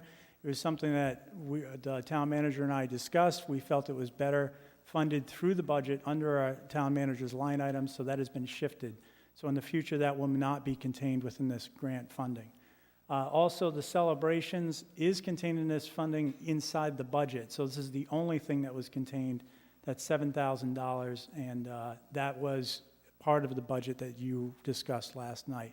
We kept those in because those are reoccurring programs that we fund every year, the parades, and so we felt it appropriate we maintain funding to the budget. So this is just a review. You already know this. Tonight we have the $425,000, the $375,000 for the housing program with an aggregate of $800,000 total out of the $9 million approximate that we have of ARPA funding, which we have different buckets allocated for that as well. And for the public's notice, we do have a website under the planning page, which has a general breakdown of the funding buckets that council has allocated, if they'd like to go there. Under the request summary, so last year we had 17 applications. They have increased this year to 21. The budget available last year, we ended up allocating a little bit more than we were budgeting last year, and we came in at $196,000. This year, we're fortunate enough to have $425,000 to allocate to different organizations. However, we have $443,000 for 85 in requests, so there is a deficit. Depending if the council's wish is to fund all of these organizations, that can be done in a variety of ways. It can be done through cuts to different requests and reallocation, or it could be done, it's through ARPA funds, additional monies through the budget, through others. So that's a discussion that you can certainly have tonight. Just suggestions, and obviously it's the council's will, but considerations that we asked as part of the application and for these organizations to express is to express their organizational mission, benefits to the public, and specifically to SK residents, because many of these organizations service well beyond the borders of SK. The ability to leverage additional grants or funding, support of regular operations versus innovative projects. This is considered one-time funding. The funding is likely to go down next year, so we want to make sure that it's a sustainable source and the project doesn't get shorted. The capacity to implement projects, so making sure it can be done on this year, and the ability for the funds to do most good, and obviously that will be considered by you. So we'll move into the individual presentations, and I have asked, just for informational, I have asked all the organizations to keep it as brief as possible so that we can move along through the evening. And I'll move to the first one unless anybody has any questions at this point. Okay, so I'll ask Union and Kingston Fire District representatives. Mr. Pinch. Their funding request is in the amount of $10,000, which is the same allocation as last year, so there's no change, and the 5-year allocation was $46,200. Good evening. Thanks for having me back. This is a program, if we get funded this year, this will be the 4th year that we've done this scholarship program for the Kingston and Union Fire District. It's open to family members and members of the Union Fire District, also open to seniors at SK High School and the Proud High School, going into a field of study of emergency medicine or fire science. Typically, our members that use the scholarship will further their education either in paramedic school, cardiac school, or EMT school. Family members generally will go on to a 4-year degree in many fields of study at many different universities. And each year we have had somebody from South Kingston High School go into nursing generally, or emergency room physician was one last year. So it's a program that's great for retention for our members. It helps family members that their parents or brothers or sisters volunteer for the fire department to give them an opportunity to help cover some of the cost of education, which, as we all know, is extremely high. So we would appreciate your support. Again, Chief Reed from Kingston wanted to apologize. He was double booked tonight and couldn't make it, so you have me on his behalf as well. Thanks. All right, thank you, Chief. Any questions for Chief Pinch? Could you just let us know when you issue the scholarships, and if you have a ceremony, invite us? Sure. Generally, what we like to do, last year we were a little later than we would have liked to been, but this year, Luke was great getting stuff to us, so we have the paperwork out early. We'll meet the deadlines. Like, I'm planning to go to the senior banquet for South Kingstown to present that award if anybody receives it this year. You know, the firefighters, we usually have them up and present and take a photo by the truck, but I believe we did forward a list to you of who got what last year, and we'll do that again, and also any award ceremonies, I can forward that in, so if you're available, we'd love to have you come out as well. That would be great. Thank you. I was there last year for the senior night, and it was, it's nice. There's a whole bunch of, it's been a while since you've had a senior. I had one last year, and it is cool. All the awards and scholarships from lots of different agencies that are handed out, it's all that night. So it would be nice for us to keep an eye on when they do that this year and for us to go, because I think only 2 of us went last year, but it's a good time. It's nice to see what the kids are doing and what the community is giving back to our students. It is. Thanks. All right, thank you, Chief. All right, thanks. All right. We'll move on to the Johnny Cake Center for Hope, who's requesting $100,000. Their last year's allocation was $30,000 that the council approved. That's a $70,000 increase over last year, and the 5-year allocation is $150,000. I'm feeling a little greedy, sorry. But thank you for the opportunity to speak again. I'm sure many of you have heard that the Johnny Cake Center has really expanded our scope of services quite significantly over the past several years. When we see a need or a gap, we do try to fill it. And so that's very much the case with the affordable housing and youth programming that we have offered in the last couple of years. We know the pandemic has had several unintended consequences, particularly on the housing shortage, as well as on children's ability to learn and their social emotional health. So in response, we are asking for ARPA funds to help transform our former thrift store into a youth center where young people will be able to access enrichment opportunities, academic support, skills training, community service, and social lives in a safe place. The parents that we work with, the grandparents, all believe that having a safe, stable, consistent place after school every day and during vacations is critically important. We've tried to use some of the town's facilities, and folks have been great, but it just doesn't work. We need a home for that purpose. Upgrades and renovations will need to be made to the thrift store to make it accessible, comfortable, and functional for its new purpose. We have engaged an architect to review the allowable uses according to the town code and recommend modifications based on whatever new use we deem necessary. So the total estimated cost right now is at least $400,000. We have submitted a request to the Champlin Foundation. They're coming in a couple of weeks, and we will also fundraise, hopefully, for the balance of that. And I just want to say, lastly, that the folks that we will serve are probably several hundred young people in our community who we work with on a regular basis. We know from RIDE data that South Kingstown students of color and those who are economically disadvantaged are much less likely to be meeting education benchmarks or enrolling in post-secondary education. So we know these kids don't have the resources to pay for tutoring. They don't have the resources to engage in some of the children's enrichment activities that other families in town do. So we really want to be able to offer that at this center. So again, while I think the kids are the primary beneficiary, I think the whole town benefits when our kids are safe and when they're getting support that they need to be successful. So thank you for the opportunity to submit, and to Lucas for making it an easy process. I'm happy to answer any questions you might have. Thank you, Kate. Any questions up here? Go ahead, Patty. I've had a couple of people ask me if you have any plans to reopen the thrift store, or is there any plans regarding that? No.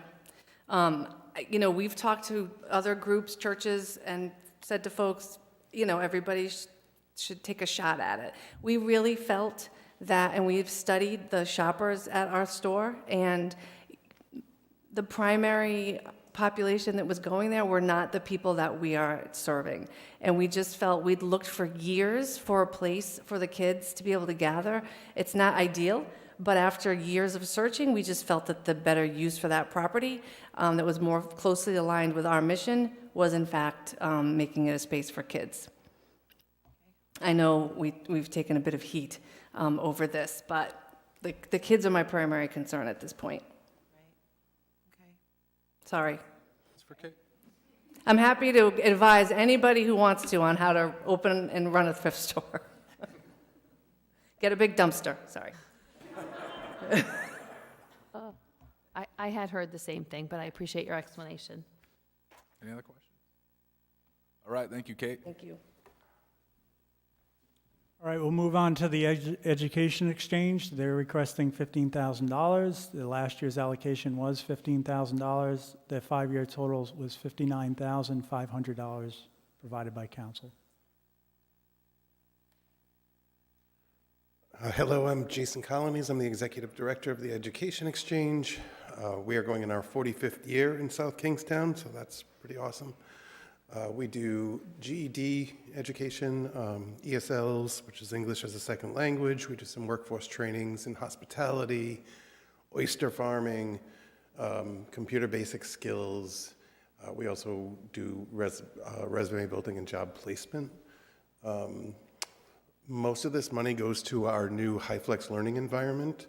So we have taken the last 3 years and put our GED program online.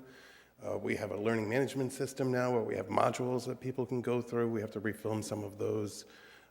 We would like to expand that into our English as a second language program as well. There are softwares that we are looking at purchasing for that type of stuff. It's a good opportunity to have an equitable environment for everybody in South Kingstown. We also have the Pearson View Testing Center, which brings in about 200 residents of South Kingstown to test. And that is funded mostly through this grant and donations. All right. Any questions up there?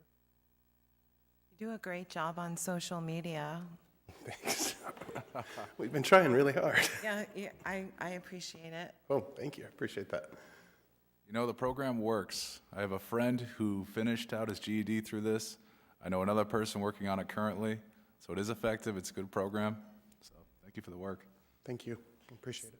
Since you mentioned that, I also know somebody who's going through this process with her GED now, too, and through this organization, and it's awesome. It's great. Thank you. I appreciate that. Oyster farming one. The oyster farming one's great. I've been sharing that to people. We start on Monday. We still have 2 spots open. I will let the person know. Thank you, guys. Thanks.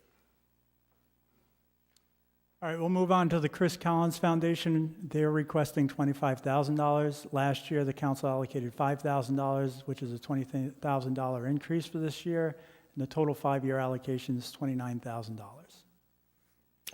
Hi, I'm Mark Collins with the Chris Collins Foundation. Thank you for allowing me to present with you tonight.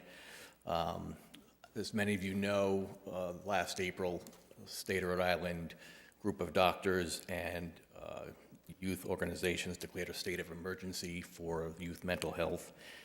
The Chris Collins Foundation funds a program in the high school and in the middle school where students are trained, a group of students who are part of the peer-to-peer program are trained by the University of Michigan Depression Center that started this peer-to-peer program about 15 years ago. And they're trained in mental health and mental illness, and then also trained in how to take this knowledge that they learn and bring it back to their school and their community, and to be advocates for education, to be supportive to their friends, to be able to recognize when either themselves or their friends may be struggling. It's a student-run program because the science shows that this age group is more likely to listen to a peer than they are to a well-meaning adult. This program, year to year, has proven to increase their knowledge of mental illnesses. It reduces the stigma surrounding the mental illness and increases the likelihood of early detection and early help seeking. It's been tremendously successful. We've been in a high school for 5 years now. Last year we started in the middle school. We have probably 70 or 80 kids who've been part of the program, but the program really touches the entire school. Of the 1,400 students that might be in the high school and the middle school, through the surveys that are done as part of the program, more than 80% of it. 80% of the students are aware of the program and have interacted with it somehow. This is something that keeps the discussion of mental health and mental illness at the forefront in the school throughout the entire year versus just maybe a lesson plan once or twice through health class. The kids in the program are making posters that hang throughout the school. They're on social media. They do morning announcements. They run week-long events, whole school assemblies. They bring in guest speakers. So really doing a tremendous job of keeping mental health and the learning about mental illness at the forefront. Another thing that we've learned and is very important, obviously, the positive mental health is a foundation for the entire community.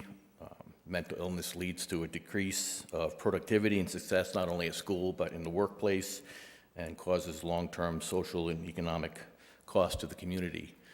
Our program has been growing and is in great demand around the state, which is terrific. We're actually in 10 schools now. So it's a program that many communities are looking at and see the merits of it. Our cost for the local schools has gone up because we're growing the program so much, which is why we're looking for an increase in funding. Thank you. All right, thank you, Mark. Any questions up here for Mark? I'll just say it's great to hear that the program is growing and expanding. Obviously, definitely a need for this, and I can see how it is in demand, but great work. Thank you for what you do. It's certainly a good service. Thank you. All right, we'll move on to the Boys and Girls Club of Newport County. They're requesting $30,000. Their allocation last year was $20,000, which is a $10,000 increase, and the 5-year total is $75,000. Good evening. I'm Joe Tomczyk. I'm the Assistant Executive Director for the Boys and Girls Club. We've been working with kids from South Kingstown now since 2018, either through school year program or summer camp. During COVID, we had to scale back our school year programming, but we still able to offer opportunities for middle school youth to engage, either through youth empowerment programming, service activities. Just last week or during February break, we ran a babysitting certification course for 10 middle school youth from South Kingstown. And then we also engage youth and families in club-sponsored activities throughout the year, like our Thanksgiving dinner. We provide donations of turkeys and sides at Thanksgiving, Christmas sponsorships. So we've been trying to stay engaged with South Kingstown families as much as we possibly can throughout the pandemic. Fortunately, during the summertime, we've been able to engage kids during our summer camp at Camp Grosvenor. Last year, we engaged 56 different kids and with a scholarship, either through a full summer experience or a half summer experience. And in addition to that, we had 7 youth who participated in services with us through a partnership with the school department, where during their summer learning loss program, kids would go for half a day and then come to us for the remaining half, the other half of the day. This summer, we're looking to go back to the format that we had prior, where it was 2-week sessions. And we're looking for 75 camper scholarships to be able to allow similar families who typically wouldn't be able to afford the cost of camp to be able to come at no cost. All right, thank you. Any questions up here? Pretty familiar with the service. We know you come up every year. Yeah. So good to see you again. And thank you for the work. Thank you. Next, we have the Domestic Violence Resource Center. They're requesting $10,000. Their last year's allocation was $5,000, which is a $5,000 increase, and their 5-year total is $30,000. Hi, my name is Michelle LePage. I'm the Executive Director for the Domestic Violence Resource Center.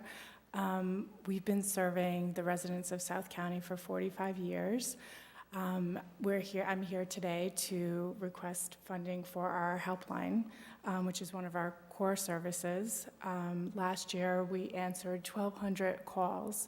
25% of those were residents of South County. This funding provides about 12% of the operating budget to continue to fund that program.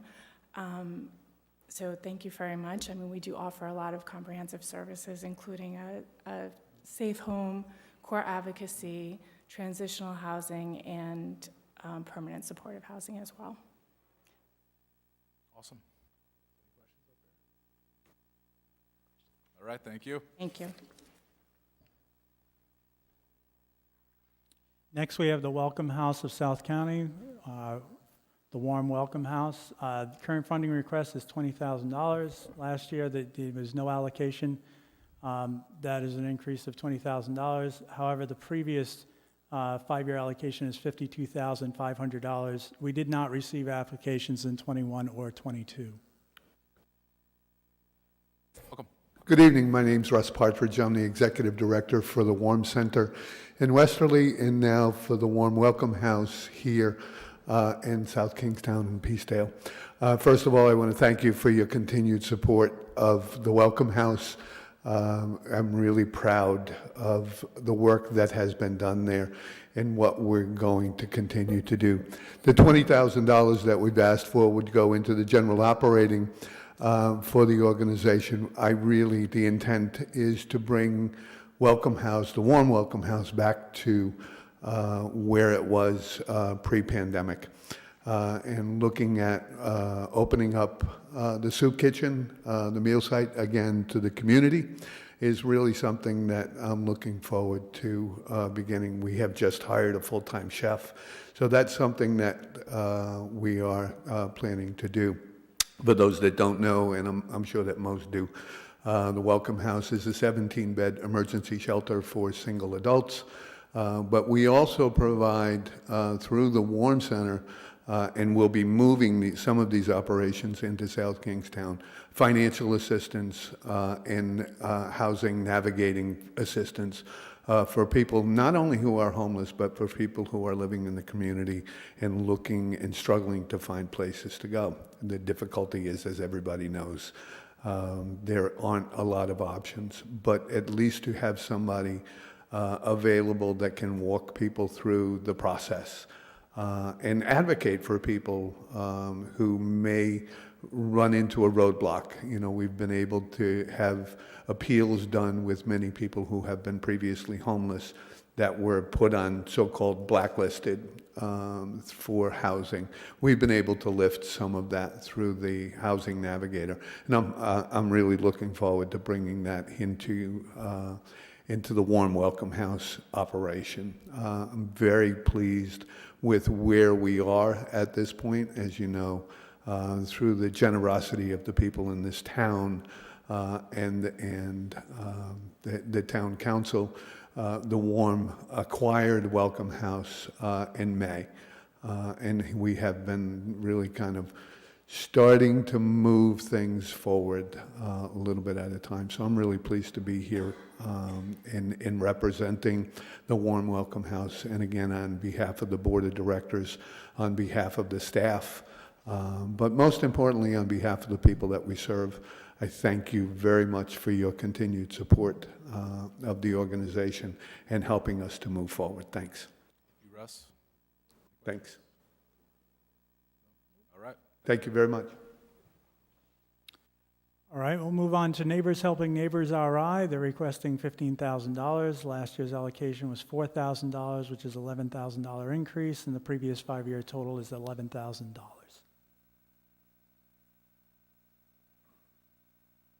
Hi, thanks very much for having us here. I'm Pat Harmon. I'm on the board of Neighbors Helping Neighbors, which is 100% volunteer 501c3 organization. And thank you so much for your very generous support in the past. You gave us more money than we were asking for last year. So I'm feeling a little greedy, asking for even more, but I figured this ARPA is a one chance and, you know, forever. It's hopefully no more COVID-related emergency funding is going to be needed. But what we do is we keep low-income residents in their homes, in their existing homes, by providing repairs to the housing stock that they're in. They do need to be homeowners, not renters, because we don't want to repair property for a landlord who will then raise the rate for them. And we use all of the money to obtain building materials, permits, licensing, and the big switch in the past year has been we've had to use a lot more contractors because our former project manager decided it was time to step back at the age of 80. He didn't think he was quite up to swinging a hammer on the tall ladders again, and we're recruiting some new ones. But COVID has affected us in the fact that we have had fewer volunteers. We've had less opportunity to do outreach to the volunteers who aren't yet 80 and get them with hammers in their hands. And doing that, we do have some, but we are using a lot more contractors. The other thing is the communities that we serve, the people in these low-income situations are single mothers, they're disabled, they're veterans, they're low income, they're all qualified as low income. And we all know about the surge in costs that have been related since COVID, the inflation that's biting everybody right now. And when you're low income to start with, and you can't decide whether to put gas in your car or feed your kids, the leak in the roof kind of steps onto the back burner until the roof falls in. So speaking of roofs, that's the most expensive job that we do, and we've had 4 of them here, whether it's just repairs or a full new roof that were done in South Kingstown. All the repairs are done at no cost to, oh, you did get a letter of good standing. I'm sorry. I thought I should have brought it. I apologize if I didn't get it. Oh, I'm sorry. I will bring it in tomorrow. And just for everyone's okay, I put it up there for the council's notice, but we know that some of you will likely get it to us, so that's not the... Oh, I thought I had emailed it to you. My apologies. Sorry for the distraction. I just noticed that red X and said, We did apply for one for the first time for this grant, and it took a while to get it, but we did get it. I was talking about deferred maintenance. So that increases the cost. When the roof finally does collapse, it costs more. When the leaks on the inside of the windows are freezing over and rotting away the window frames, it costs more to repair it.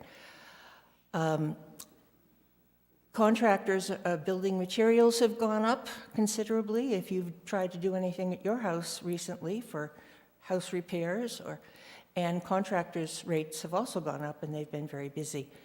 But we do base our projects' priorities on the degree of safety, the degree of urgency, and when we receive an application, we have project managers, not the same guy that was on the ladder, but others, a couple of volunteers, go out and do a site survey. They make sure the people meet the low-income guidelines and that it's something that we can tackle. When we do the repairs, they're always up to code by the time we finish, and that's pretty much what we do. This is not for an innovative program. It's just because our costs have gone up so much, and we figured that we would try and see if we could get that fund balance a little higher so that we don't have to turn people away from repairs, because when we run out of money, we can't do any more repairs. Are there any questions at all? I just have a quick question. So the allocation that we give you each year, you use on South Kingstown homes? We haven't restricted it to South Kingstown homes. We serve homes in South County, but we've had 9 homes in South Kingstown over the last 2 years, so 9 households that have been kept in their homes because of the repairs we did. If you would need an earmark for South Kingstown, that could be arranged too. Right. So I think that's the only thing that I just thought last year when we gave you more money, that was for that too. So I would want to put that earmark back, just putting it right back into our town. Mm-hmm. Is that okay? We definitely, try our best when we get the calls.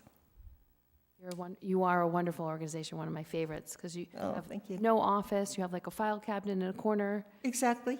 So, people don't know you do Exactly. a lot. I've got a really old laptop that doesn't always cooperate when I'm trying to fill in PDF forms, things like that. But thank you very much. You've been wonderful to us in the past. You gave us more than we asked for last year, and we're very, very appreciative.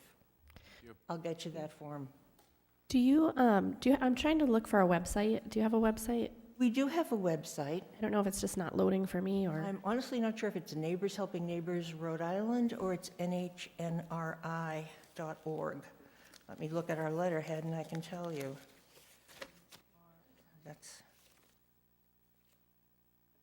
NHNRI.org. Okay.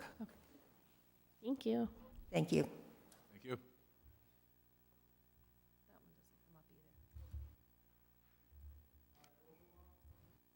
Move on to Southern Rhode Island Volunteers. The current funding request is $5,000. Last year's allocation was $2,000, which is a $3,000 increase. And over the 5 years, the council has allocated $12,000 to the organization. Thank you, Lucas. My name is Lindsay Tanner. I am the Executive Director at Southern Rhode Island Volunteers. I'm a little nervous because I have two past EDs sitting next to me, so try to do really good this time. As far as our letter of good standing with the Division of Taxation, I just want to make a point of this. So we don't have ours because in October of 2017, our payroll company made an error, which we have a letter from the Division of Taxation saying that it's been fixed, but the Division of Taxation still needs the report. So that's why we don't have that yet. But currently we have 207 clients using our programs in South Kingstown alone. Those are clients who use our services regularly, whether it is transportation to doctor's appointments, the grocery store, food pantries, visitation, minor home repairs like replacing light bulbs, replacing batteries and smoke detectors, things like that. We do have another 194 who do not use our services regularly, but usually use it maybe once a month, maybe once every couple of months. And then we have 94 senior volunteers who are fulfilling the needs of those seniors who are using the services. Our main service really is the transportation program that we have for doctors, pharmacies, that kind of thing. And I know that I have said this spiel in front of you guys a million times, so if you have any questions, just let me know. Awesome. Any questions up here? So you also serve other communities besides South Kingstown? Yep. We serve all of Washington County, East and West Greenwich, and Jamestown.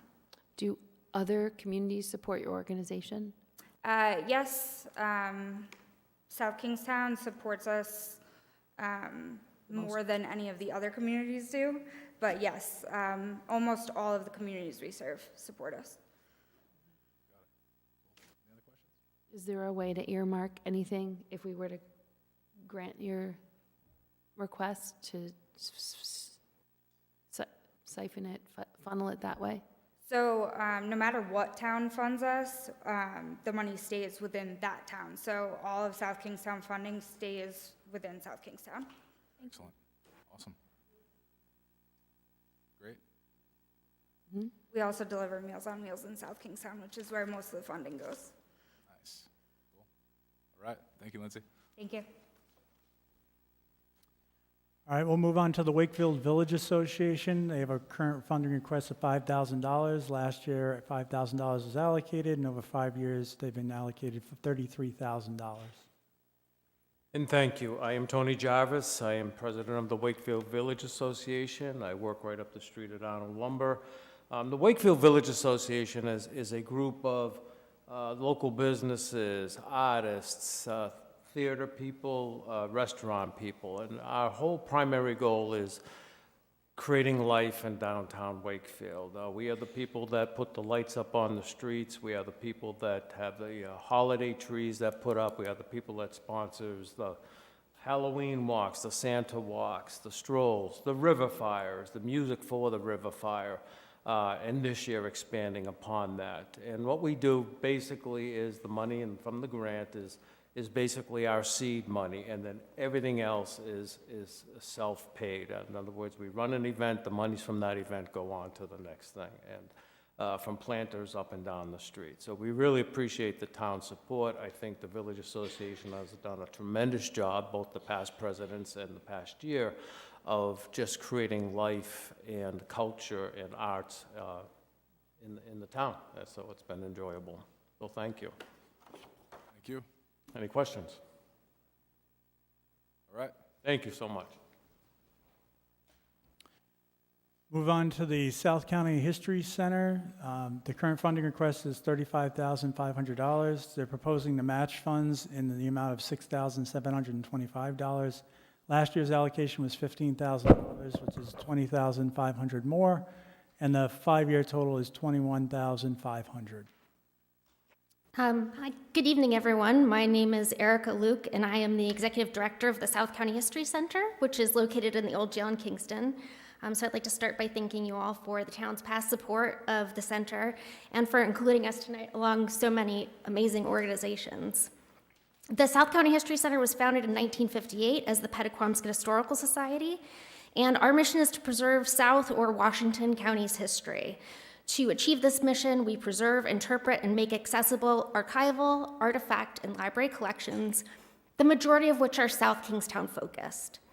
The center is also the steward of the Kenneth T. March Jr. Photograph Collection, which contains more than 25,000 photographs, primarily of South Kingstown, and it's likely the largest collection of vernacular photography by a person of color in the country. The center also maintains the historical archive of the South County Hospital, and we preserve a large number of materials from the town itself, dating back to 1714, including manumission bonds recorded when enslaved people were freed, receipts for medical care and burials at the town farm, and decades of police department scrapbooks. We primarily work with residents of South Kingstown and broader Washington County. We also aid researchers from across the country with local ties and interests. The collection's used in many ways, including curriculum development, historic preservation projects, National Register applications, museum exhibits, etc. So our ARPA funding request, so we don't typically put in a request every year. We kind of only do it if we have certain projects that really fit or are important critical needs. This is something that has come up because of the pandemic. So what we're asking for is an investment in the center's digital infrastructure to help us respond to some of these challenges and to build a lasting resource for the community. The center is home to tens of thousands of one-of-a-kind physical historical materials. And the volume of our digital materials is growing at an ever-increasing pace. Some of that growth is because of the proliferation of born digital materials, like photographs on your cell phone. But a lot of it is because we're actively digitizing materials to ensure their lasting preservation. And some of those materials are not actually in our collection. So I wanted to share one example. Last year, we were able to digitize diaries from John Taylor Dixon, who was a South Kingstown resident, a Civil War veteran, and a church minister. His descendants have 32 years of his diaries, which are awesome. They say, you know, the weather was cloudy today, and so died, and I ministered at the town farm, and the family, they want to hold on to this amazing treasure, of course, and so they want to continue to hand those diaries down, but they allowed them to be digitized, so they lent them to us. We had a community member provide the funding that was needed, and we were able to digitize the diaries and then maintain those files for future generations. And so while preservation is really at the core of what we do, access is just as important. Historical materials like these only have a value if they can help us better our lives and our communities today. So for years, we've collected data on the needs and the interests of researchers, which has demonstrated a strong and increasing need for virtual access to collections. And some of that's also because of the challenges of our facility. If you haven't been to visit us, it's not ADA accessible, and there really is no way to make it. So we've long recognized the potential benefits of implementing a plan like this. So basically, we would be taking all of our digital assets, making sure that they are preserved, saved in multiple formats. It's very complicated, a lot of data. And then we'd be creating an online database that would be publicly accessible so that people could see what kind of materials are within the collection at the center. We began developing this project in 2020 with funding from the National Endowment for the Humanities. And so we've basically kind of taken that plan and we've tested it over the last couple of years. And we've also raised funds from generous individuals and other donors to catalog certain collections so that we could make sure that when hopefully we get to migrate our catalog, the information is accurate, relevant, and search-friendly. So really this project greatly enhances in every way our ability to serve the community, and it also sets us up to be able to seek the next level of funding that we need for the Mars collection. So, can I answer any questions? Questions up here? I do want to ask you quickly about the matching funds component here. Yeah. So can you just explain that? Matching funds up to 6,725? Yeah, so we have funding from other sources that are towards this project, basically. So we can designate that towards some of the staffing expenses associated with it. So any amount we give you tonight, some other source will match that up to 6,725, is that correct? We already have that funding. Oh, you already have So it. it's already, yeah. So and really, it's already been 55,000 plus towards this project, plus what we're asking for this evening. So it's a very big multi-year project that we've been working on. All right, thank you. All right, we'll move on to the Southern Rhode Island Chamber of Commerce. Their current funding request is $15,000. Last year, the council allocated $9,000. This is a $6,000 increase. And over the 5 years, the council's allocated $54,000.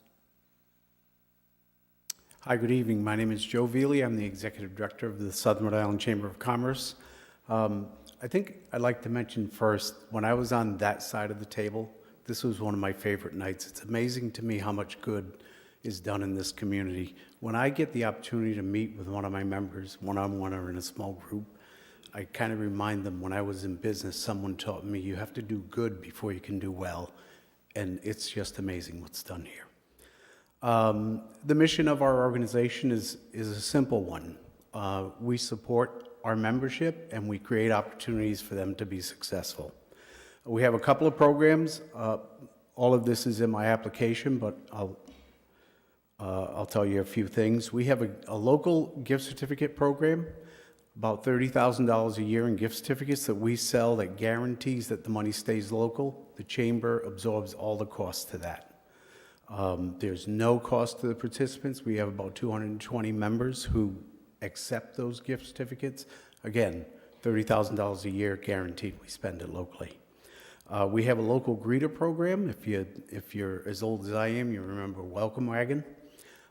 We have about 50 members who put a gift into a bag that we bring to somebody who's just purchased a new home.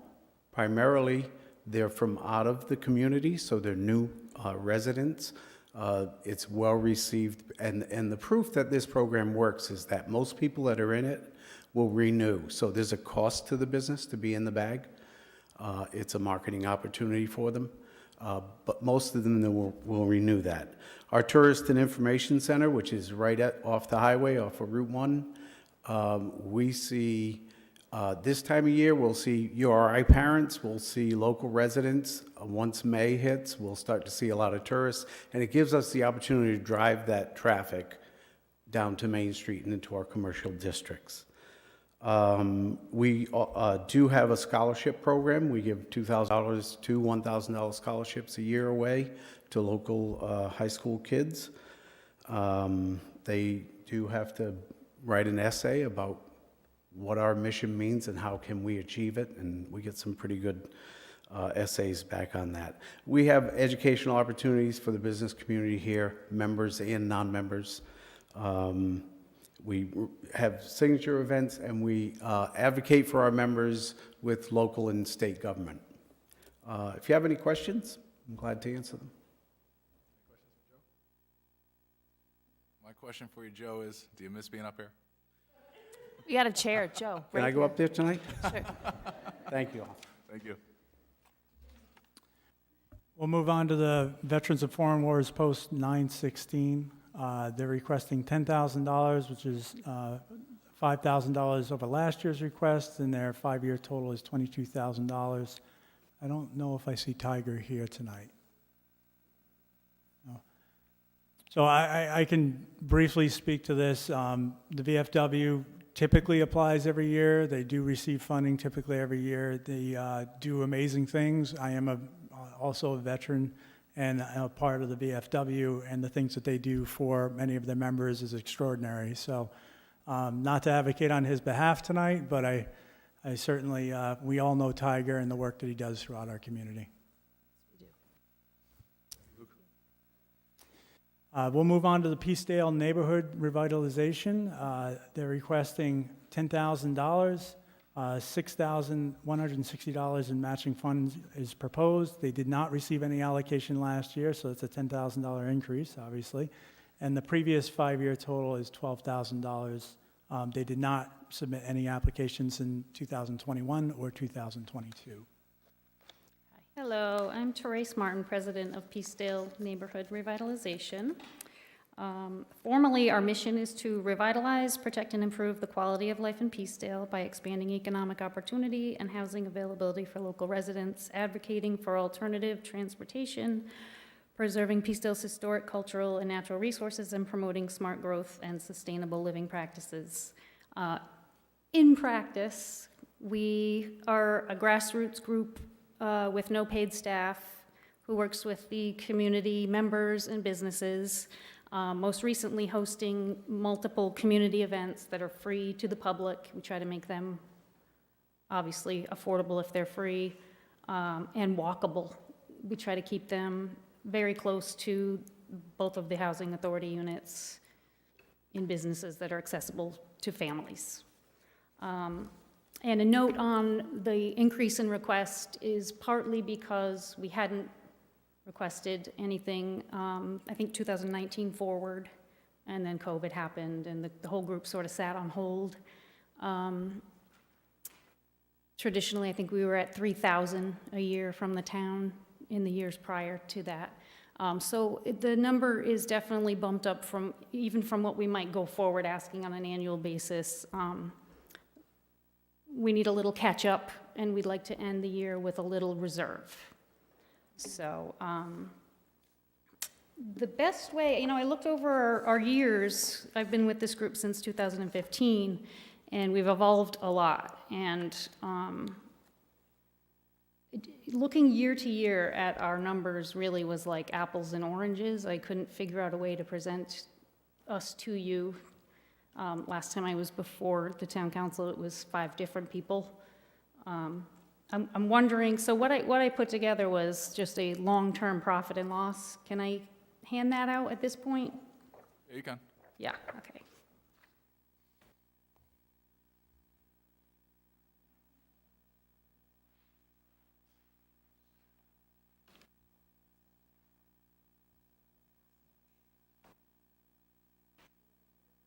We'll leave one for Mike.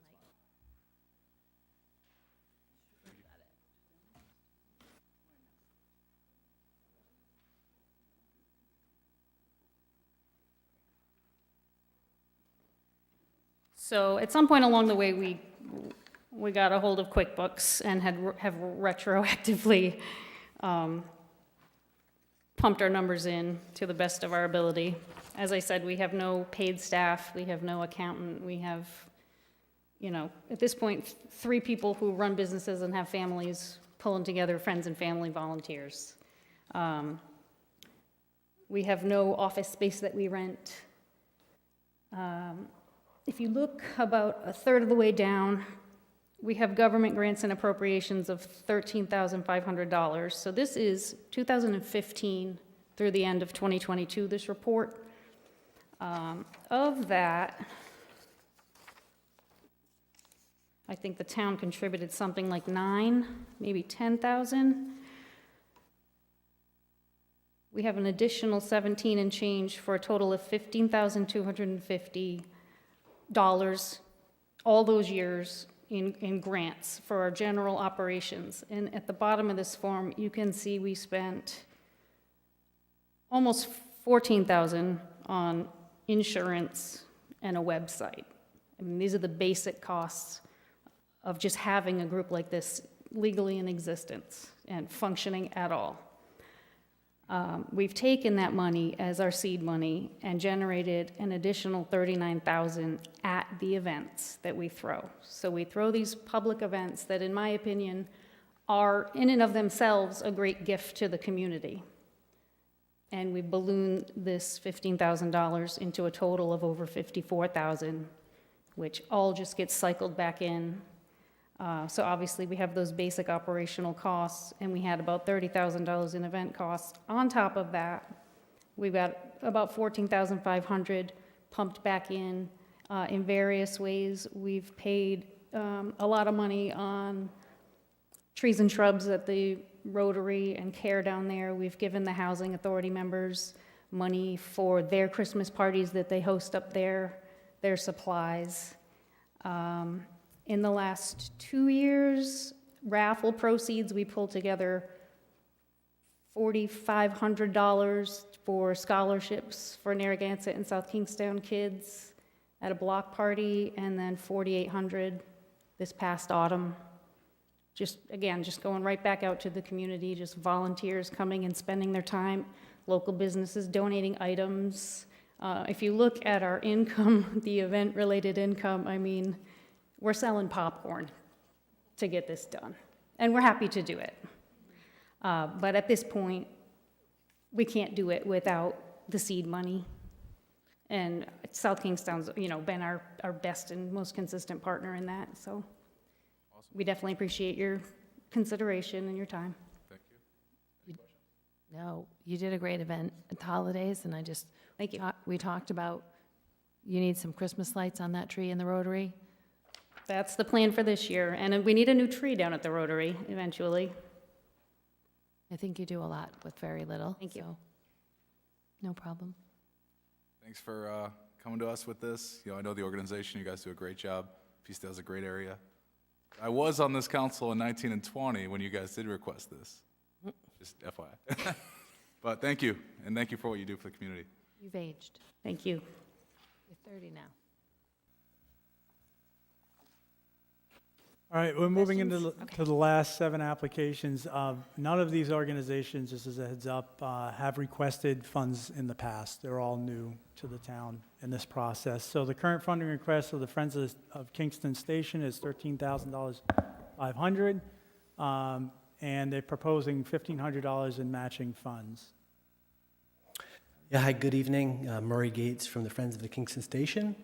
I won't spend too much time to talk about the background, only because I was in front of you a couple of months ago and we talked about the larger project, which is to not only, this is kind of a Band-Aid, what we're trying to do here, but the larger project is actually to move the railroad signal tower and then reconstruct it and refurbish it so that it's a great symbol of the town of South Kingstown.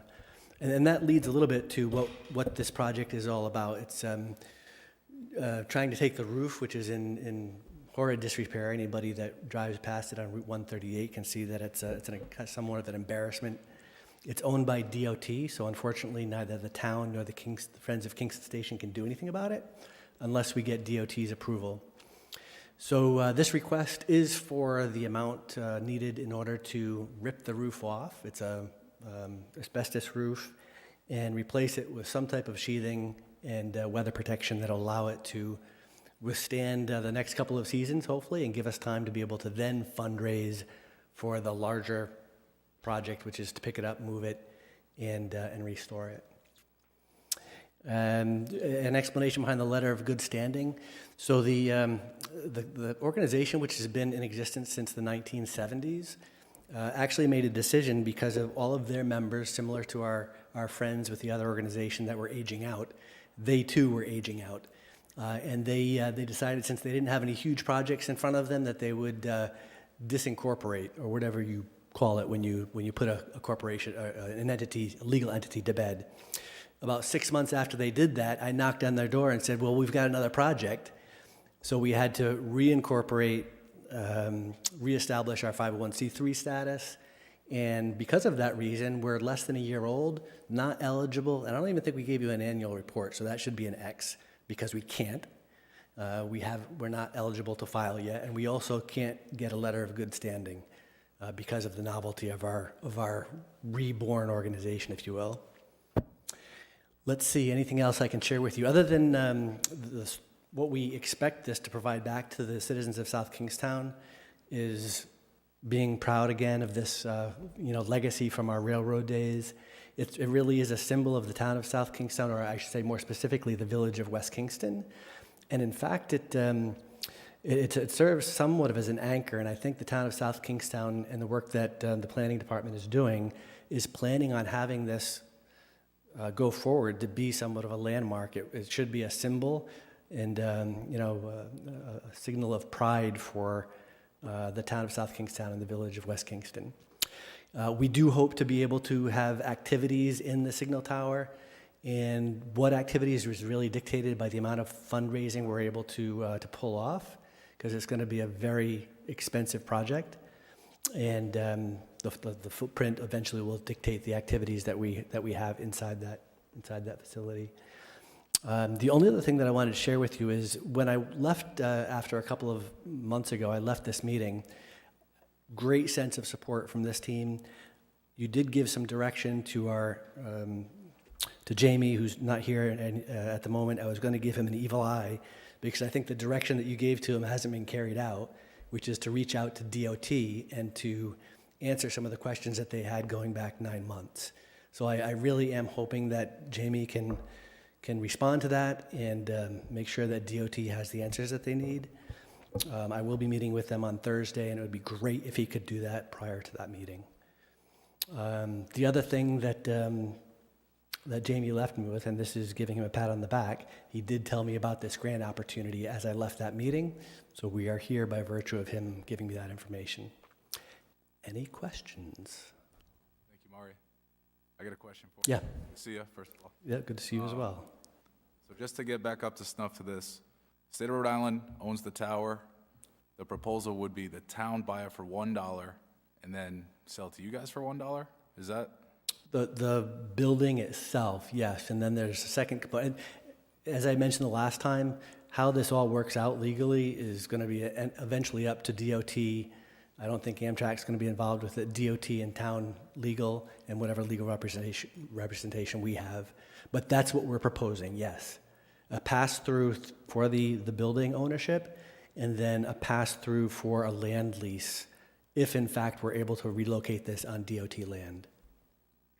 So the funding here would sort of only serve the purpose if those things we just discussed sort of occur first?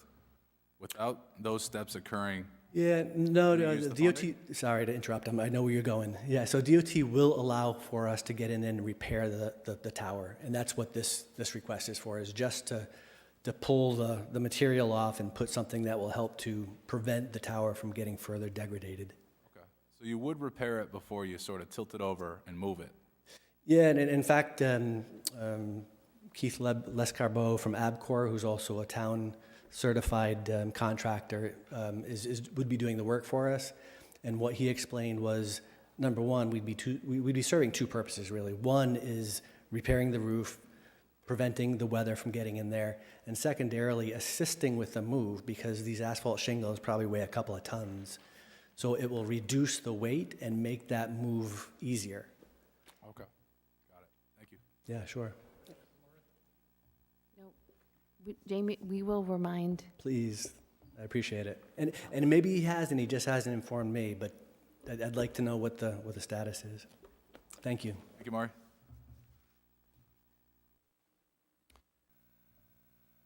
All right, we'll move on to the Friends of Kinney Fayella Gardens.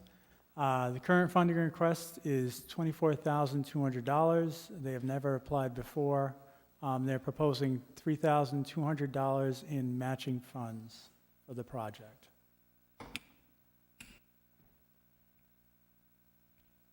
I have a detail sheet here with the budget specifics. Do people need that, or have they seen that? We haven't seen that.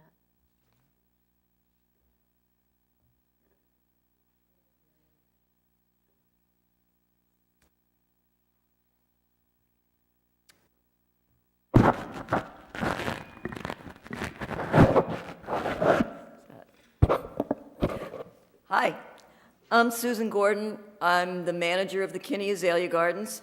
I've been there for 47 years, so I've seen the evolution of the gardens. We were the Kinney Azalea Gardens for up until a year ago. Now we are the Kinney Fayella Azalea Gardens, and we are officially a nonprofit. Like some of the other folks who spoke before, we're brand new, so we don't have the tax information yet or some of the letters, but we, because of the age of the nonprofit. We were started by Lorenzo Kinney about 75 years ago, and the gardens have always been open to the public, always free to everybody, and we are open 365 days a year, dawn till dusk, so daylight hours. We started out with just interest during the blooming season, which is May and June. Many of you may have been there. But since I've been working there, I've been working on extending the season of use of the gardens. It's not just a spring garden anymore. The first picture on the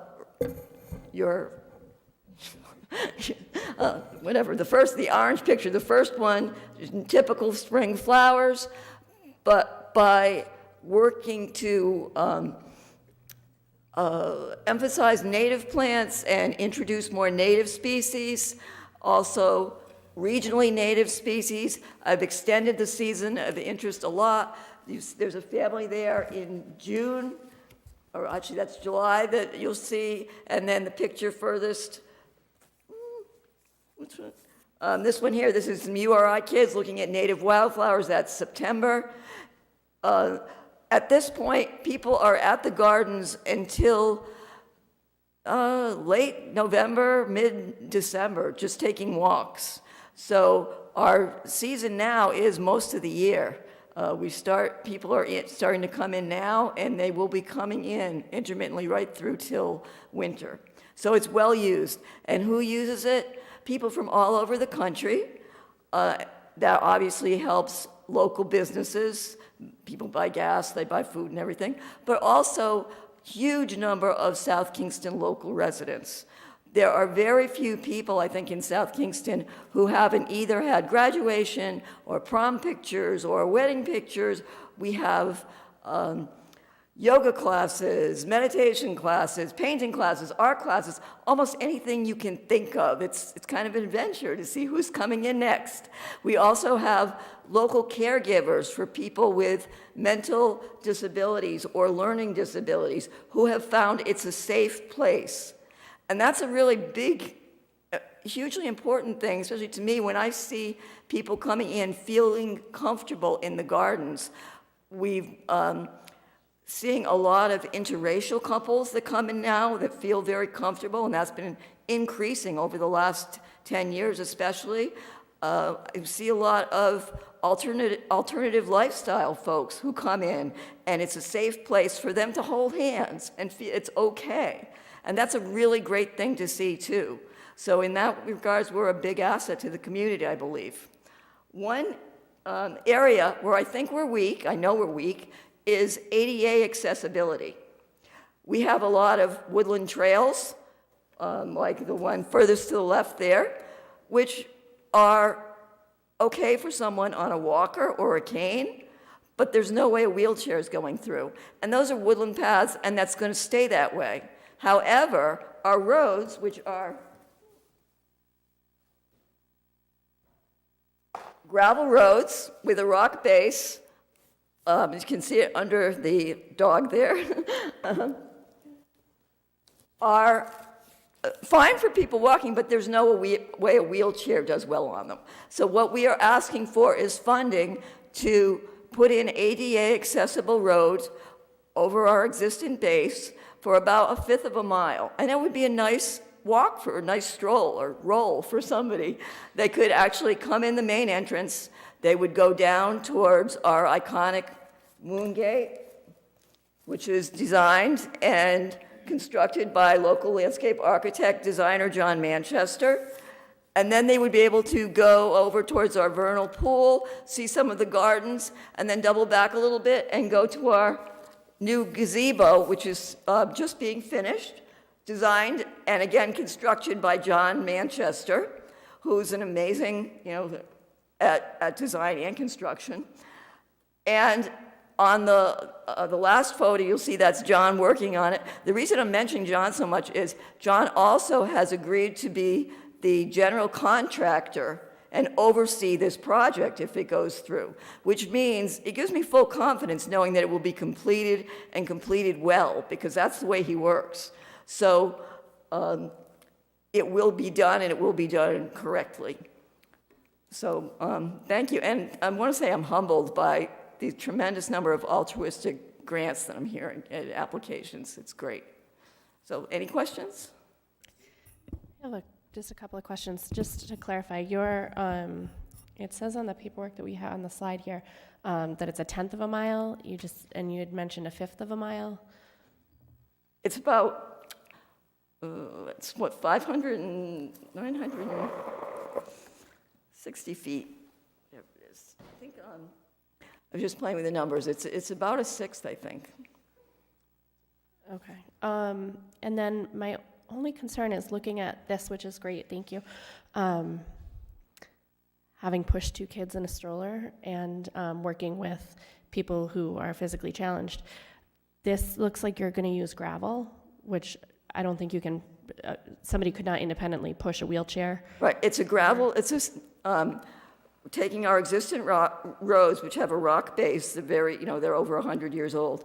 Then they're going to, John's going to remove the top 7 inches or so. There'll be a 6-inch gravel base, and then on top of that is going to be bluestone dust, which will then be compacted.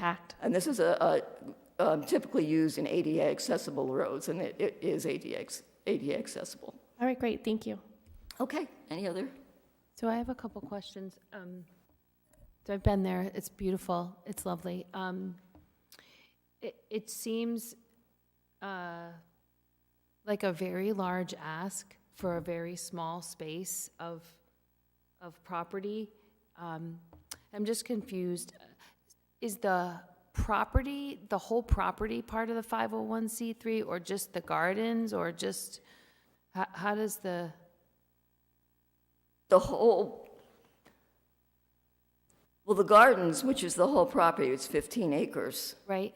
Is the 501c3. So the property is how does that work? Is it I don't know who owns the parcel?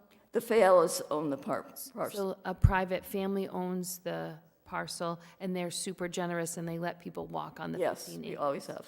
Yeah. Okay. And so the 501c3 is for? The Friends of the Kinney Azalea Gardens, so it's supporting the gardens. Okay. Okay. Because this is a... What's that? It's a new ask. I'm also curious, could like an Eagle Scout project be helpful? Because I'm just curious. It's like in the scheme of all the things, I sometimes think, is it more important to address the basic needs that people have, or do another project? Well, that's true too, but it's also, sure, food is going to be more important, or maybe having a roof, but we also have to consider that interaction with the natural world, which is something that we're lacking, has been well shown to affect kids' brain development and the whole eco-psychology. People's ability to get outside and connect with nature has a huge effect on mental health and well-being. And I hear you. We have competing. So. I got a few questions for you. Yeah. So it says here you got matching funds proposed in the amount of $3,200. Is that correct? Or no? That would be the matching funds. $3,200. Slide right here. Proposed. So you have a separate source willing to give $3,200 to match anything we give you? Is that right? Well, we have been self-funded up until now, and we are willing to self-fund up to $3,200 Yes. for this project. Okay. Now I see in the spreadsheet you gave here, you've outlined a total cost of $21,556, but the amount proposed here is $24,200. The $24,200 was generated by myself and the new owner, Helen, and neither of us are contractors. When John Manchester went through it, he was able to hone those numbers down to $21,000, so that's really now what we need, because he was able to show us where we were overestimating. So based on the 3,200 that you're able to self-fund for this project, would you be able to achieve getting the project done with 3,200 less than what's requested here, considering that your contractor has estimated that this project will cost $21,556? I don't You want the understand where I- $24,200 for a little buffer room. I'm sorry, what was that? So you've outlined here, your contractor has been able to get the cost of the project down to Right. $21,500 approximately. You're requesting here $24,200. That was the original request. Now we're saying the 21,000 is fine. So all you need is the $21,500. Yes. That's what I'm getting at. All right, thank you. Okay. I also shared Just's consideration of the bluestone and the gravel. Yeah. And I've been there many times with people that have walkers and mobility issues. And I would just be concerned if it wasn't, I would like a boardwalk where it would be less susceptible to erosion, and I don't know if that's possible or if it would like really increase the cost. A boardwalk? Well, I can just tell you from personal experience with elderly people that are not really stable on their feet or perhaps have walkers. I've taken people there to the gardens because I love it so much. But it can be really challenging, even without a wheelchair, just to get like an older person to safely ambulate. So I love the idea of a short section where you could take somebody, but I just worry that without a real solid surface, that if it rains or it could become eroded, or I don't know exactly how silty. This is a standard road base that is ADA acceptable. Yeah. The compacted bluestone on top of gravel. So I agree. I mean, it has to be ADA acceptable, and this is ADA acceptable. And I myself was on a walker 4 years ago for about 6 months or so there, and I was able to, I know how challenging it is. And I'm not particularly stable either, so you're right, but this stretch would be ADA acceptable. Any other questions? All right, thank you. Thank you very much. All right, we'll move on to the Friends of the Saugatucket. They're currently requesting $2,785, and they're proposing $1,000 in matching funds. Do we have anyone from the Friends of the Saugatucket here tonight? Is Bill here? I don't see Bill McCusker. All right. No. Can you brief us on this one, Luke? I mean, what they're proposing is water quality testing along the Saugatucket, and then they're proposing bacterial monitoring at 13 sites at 1 time per year, in addition to litter cleanup supplies and various activities they do along the river. Got it. It's a fairly short amount. Thank you. Yes, sir. We'll move on to the South County Art Association. They're requesting $25,000. They have not requested funds previously, and they're proposing a $25,000 match in funds. Hello, everyone. Oh, can you hear me? This is Kathleen Carlin. She's our development director that's going to hand out some handouts. We're all about art and visuals, so you guys get some visuals of what we're doing. My name is Jen Ferry. I'm the executive director of the South County Art Association. So you know a little bit about us. We're a 501c3 nonprofit arts organization that has been in existence for 96 years. We are located in Kingston Village, right near the URI entrance, and we are asking for funds that will help with a matching grant we received to make our classroom space ADA compliant. Kathleen will talk about the funding in a minute, but I want to talk about our educational program. We offer 100 classes and serve over 500 students per year. Those classes are held in our pottery studio that is not ADA compliant. The rest of our property is ADA compliant. This particular building isn't. We've already started and completed 2 phases of our construction project. The first phase was to create a classroom for our painting classes. Before, our classes were on the second floor of this building, and it just wasn't accessible. So the best option was to create a space on the first floor. So we converted what used to be a carriage house into a paint studio. We cut a door in between the two buildings that allowed for interior access and gave the space a makeover with new floors and paint. Next up was to construct an ADA compliant bathroom that we just completed. We took this tiny little bathroom that we had and enlarged it and made it ADA compliant. The biggest part of our project, and the most expensive, is a handicap ramp that leads into the Pottery Studio. Since we are located in Kingston's historic district, we want to maintain the historic look and feel of the area. That includes wood posts and railings, stone veneers to match the foundation of the existing building, and columns that mimic the historical character of other entrances in the area. We want to do that, but we also have to do that. We'll have to get the permission from the South Kingstown Historic District Commission, and we know they want this handicap ramp to look as though it's been there for like 100 years, right? Not only are we doing something good by making our entrance ADA compliant, we are preserving the historical character of Kingston Village. Last year, we did a needs assessment and got some valuable information. We learned that 47% of our community is between the ages of 65 and 74. Almost half of our community is elderly, and a lot have physical limitations that need accommodations. The grab bars on the handicap ramp and in the bathroom will help maintain their balance. They will help prevent falls. With a handicap ramp in place, they won't have to climb the steps into the doorway. We plan on purchasing air cleaners to keep the pottery dust to a minimum.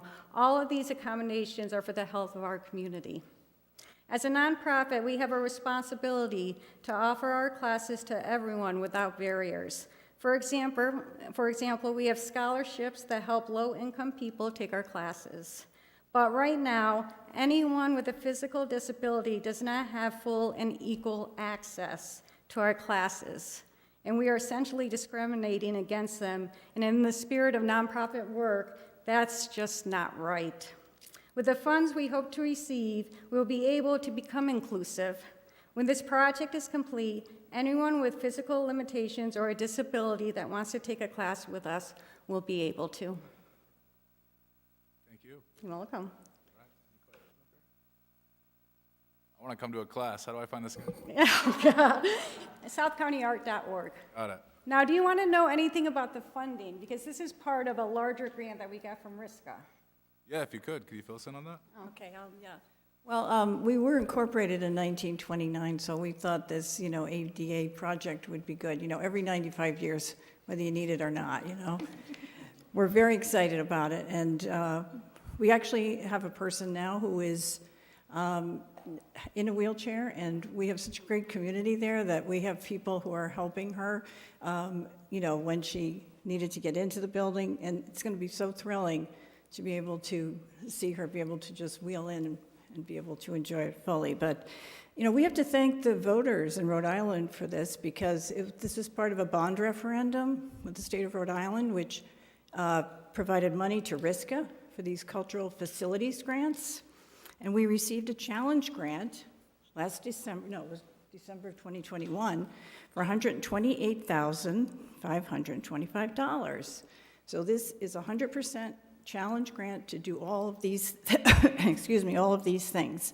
We also have a capital campaign going, and that's for the major gifts.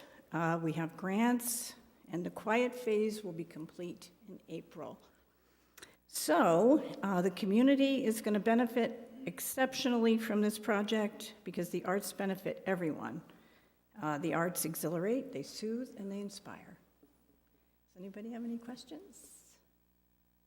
So the matching funds here that are outlined on the slide here, that's coming from the bond referendum monies. So every dollar we give you, you'll match it dollar for dollar toward making the place ADA accessible. Yes, exactly, yes.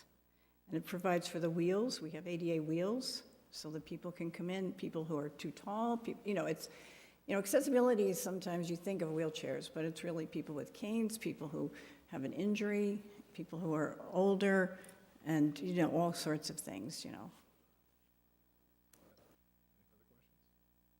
All right, thank you. Thank you. Next up, we have South County Museum. The request is $10,000, and they've never applied previously to the program. Hello, my name's Lynn Wagner, and I'm a volunteer board member for the South County Museum, and I have with me... I'm Benjamin Ellis. I'm the executive director over at YMCA Camp Fuller. So our ask for the first time this year is South County Museum is on 8 acres in Narragansett. We serve South County. Most of our visitors come from the South County area. We have what's called maker spaces. So we have our main exhibit hall, which is the museum itself. We focus on the 19th century for textile, agriculture, and fishing, maritime. So what we are planning on doing is partnering with Camp Fuller to bring the students and the campers, young adults, over to the camp and give them the experience of South County in the 19th century. So they'll be building a boat in our woodworking barn. It'll be a dragon boat. They'll be doing 2 of them. And then we'll be taking those back to Camp Fuller. They'll be doing a race on the lake. And everything is done in one day. And they can also go into the print shop and learn about the print shop back in the 19th century. The print shop is one of the oldest in New England, and they have the opportunity to also do blacksmithing. We hope to have open the textile barn by the time that camp starts, so that they'll be learning more about textile and dyeing the clothing and spinning and everything. And we also have a farm, working animals, so they'll be able to learn more about that. That's awesome. Any questions? All right, guess not. Thank you very much. Okay, we'll move on to Peacedale United Housing, who we heard from earlier. Their request is $49,000. I have a handout. May I? Yeah. Okay. I'm just going to just say a little nightmare that I've had. One of the things that are on the list here is boilers. We have 2 large boilers that serve the entire property. If one of those goes, we've got 15 homeless people. We're going to be coming to the town and looking for emergency shelter. It could be a disaster, and it's just some of these things got behind a little bit. Most of these things we're asking for just got behind a little bit, and they're really important to maintaining that facility. Again, it's for low-income folks who are elderly and really would be homeless otherwise, so really appreciate your support. If you take a look at the handouts, I started to read it when I started before. So it shows what we started with, 1.3 million needs assessment 2019 to, they believe it's now about 2.5 million. But out of that, it was April 22, we received 218,600 needs assessment that needed it to be done at the property. And that's from there, we were down to 49,000. So, because the reason is that we wanted to take care of immediate needs. So, I hope their needs are considered. And we thank you very much for this opportunity. Thank you.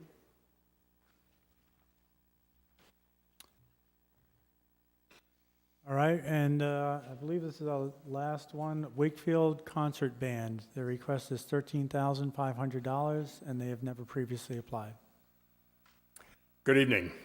Thank you very much for inviting us to ask for some money to make ourselves and the community that much better. I'm David Stevenson. I'm a newcomer to town. I came in 1960. I've only been here for 63 years, and my wife taught here forever. Some of you probably had her. I know that some of you had her. Anyway, I'm with Gabe Alfresser. He's a fantastic trombone player, and I know he's a powerful trombone player because he sits behind me. So that, anyway, maybe that gives me the hearing aid. And also with Mr. Stephen Toro, who has given up an entire rehearsal of the Fall River Symphonic Band, where he plays principal clarinet. He was hoping to get there tonight, but he didn't quite make it. And what I have before me is a letter from Bridget Gilchrist. She's our president. Did I mention your vice president? Did I say that? Okay.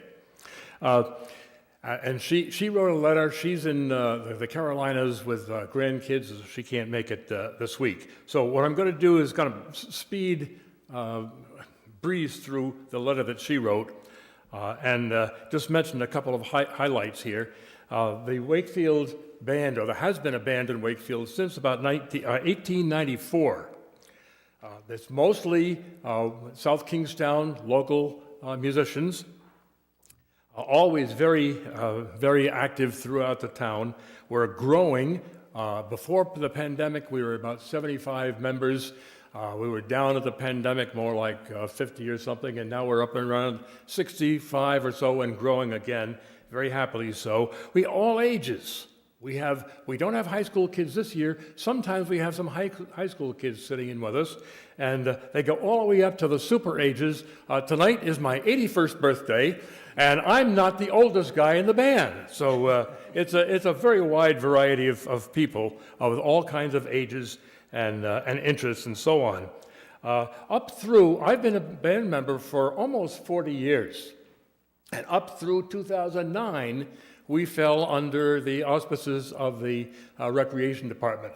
The Recreation Department provided funds for a conductor. I asked a former conductor today whether we had funds for music, and he couldn't remember, but that's because some of us have trouble remembering things from way back when.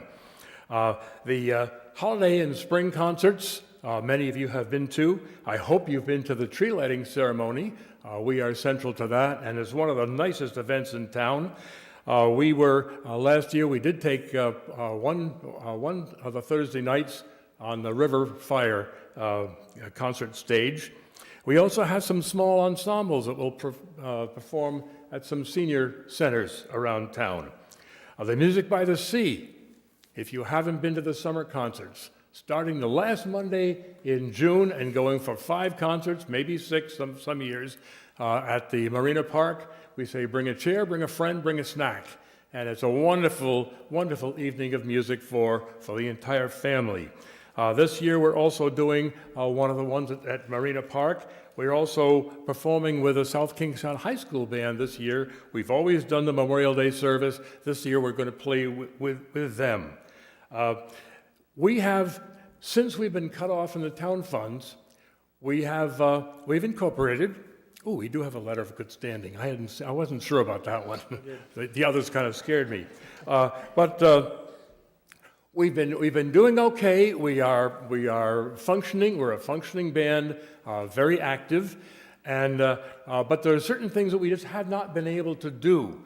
We are using the high school, the South Kingstown High School band room, and we have kind of pushed in with filing cabinets and so on. We don't have enough space. Some of our members have music hidden in their basements and closets and so on. We have squirreled away our sound system. We do have some timpani, and they're in somebody's basement. It's just too tight, and there are some instruments that we really should have to be a full functioning symphonic band. And that's what we're asking for. Some instruments, I don't know if you have those or not. On my list, I have some stories of the percussion instruments, tambourines, temple blocks, triangle, crash cymbal, suspended cymbal, concert bells stand, keyboard stand, timpani, and a sampler sequencer. I'm not quite sure what that is, but I do know that our president and our conductor kind of worked up this list based on the needs as perceived by the band. We love to play music. We love to share what we love. And we are asking for what I think is a relatively small amount of money. I know it's not quite as important as food or housing and so on, but this is quality of life. And anyway, we appreciate the opportunity to ask for a portion of this grant. Thank you. Any other, you want to add anything? I've been with the band for 8 years now. I'm in my 8th year as the conductor. And I'm so impressed with, when I started with the band in 2015, so impressed with what they give to the community, not only with our music, but I believe, and I'm not sure about the exact number, but for many years, and it continues when I was with the band would raise money for South County Hospital, for the cancer part of the hospital, correct? Yes. And also for Johnny Cake. Every year we do some fundraising for Johnny Cake. Yeah, and I believe it's over $100,000 that the band has raised and donated to the hospital. And I'm proud to be part of the organization. I'm not from South Kingston. Born and raised in Rhode Island, but I live in Westport, Mass. But I'm extremely proud to be part of this organization as the conductor. Thank you. And as I say often in notes to the band after concerts, I really love this band and I love what it stands for and what it does for the town of South Kingston. I also want to mention that some of you, I'm sure, have, and some of you too, you have instruments in your closets that have been sitting getting dust. We meet at Mondays at 7 o'clock at South Kingston High School. And we're always looking for new people who would like to experience, to be under the baton of Mr. Toro and to join the 65 and growing number of band members. Thank you. Awesome. Thank you. Thank you. So that completes our presentations for tonight. Obviously, the next steps would be discuss the allocations. By my calculation, if you take the reduction of the Kinney Gardens of the 2,700, we're at $15,785 shortfall if you were to fund all of the requests as requested. And then we would have to move towards a resolution, and prospectively, Monday night would also be appropriate for that if you'd like to do so. Got it. Luke, I do got a question for you. So it looks like we got 7,000 allocated in the budget for outside agencies. Do we have that allotted toward anything? We do, yeah. That is for the 3 parades, which we typically right. fund at $2,300 apiece. So. All right. So now we got to figure out a way, discuss this, sort of 15,000 short. So, any initial thoughts? I mean, ideally, we'd love to fund everything, but this is ARPA money. The 425 is ARPA.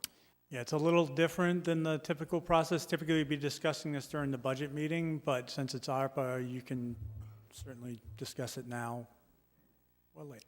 Should we wait until we have the full council, perhaps, to do that? I also would like some time to think about it. I would appreciate time to think about it. And Okay. is there a? Do you want to get this on the agenda for Monday? And then we could sort of, the language has to be specific to what we enact? Susan?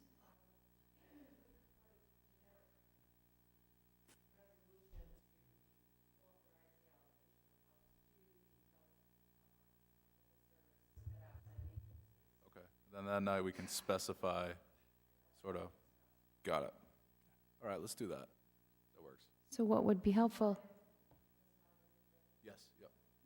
What would be helpful is if you could put it in a one-page table of the organization, their ask, and maybe, I just need a clarification on the 5-year funding ask. Is it 5 years, the 5 years previous? Is that what you're asked? Yeah, I actually have a spreadsheet that I keep that I can share, and it keeps a log of the past 5 years of who's received what. So that past 5 years is 5-year look back on what they've received. Okay. So I can certainly share that tomorrow with you. So if somebody has a 5-year look back of 30,000, that's 5 years previously, they got $6,000 a year on average? On average, some organizations, may have applied a couple times over that 5 years and gotten a certain allocation, but many of our organizations tend to come back for the same amount every year or thereabouts. Right. I guess part of me worries that everyone's basically doubled their ask, and so then next year we won't have this allocation. And so just wonder a bit. Something to consider. So I'll share that information out. You can do your own research, and if you need more, I'm glad to provide it. Sounds good. Yeah, so I think what you're saying is you don't want to give people like a false sense of hope going forward next year that they're going to be able to ask for the same amount that they're asking, or ask for what they're being allocated this year, because we're not going to be able to rely on ARPA funds next year. Is that, yes, okay. And also, Sorry, go. some of these nonprofits literally have minimal resources, so to get a tax good standing costs $50, and you have to get all these other things, and I understand why it's needed, but it seems like for some, a challenging hurdle, like it's not a deal breaker for me, because I know you could spend weeks on that. They cash your check, and then they give you a list of things you have to come up with. And then I don't know if I don't want to cost people money to ask for money. That's all. Yeah, I can certainly modify. So I always say feedback is a gift, right? And what I did last year was I asked organizations, what's your pain points on the application? And so one of the things I tried to simplify, which maybe not, is the kind of a financial verification. We were requesting all financials, and it got pretty cumbersome on that end. So the idea was, by getting that certificate, it gave us an additional surety. But you are correct. Some of these organizations are mom and pop. They're out of basements. So I'll certainly look for feedback additionally to revise the application as we move forward to reduce the burden, but still create some accountability of the organizations that come in front of you. Got it. All right. Well, thank you all for coming tonight. We appreciate your presentations. You all provide great resources to the community, and we appreciate that. And hang on till Monday night. You'll find out then.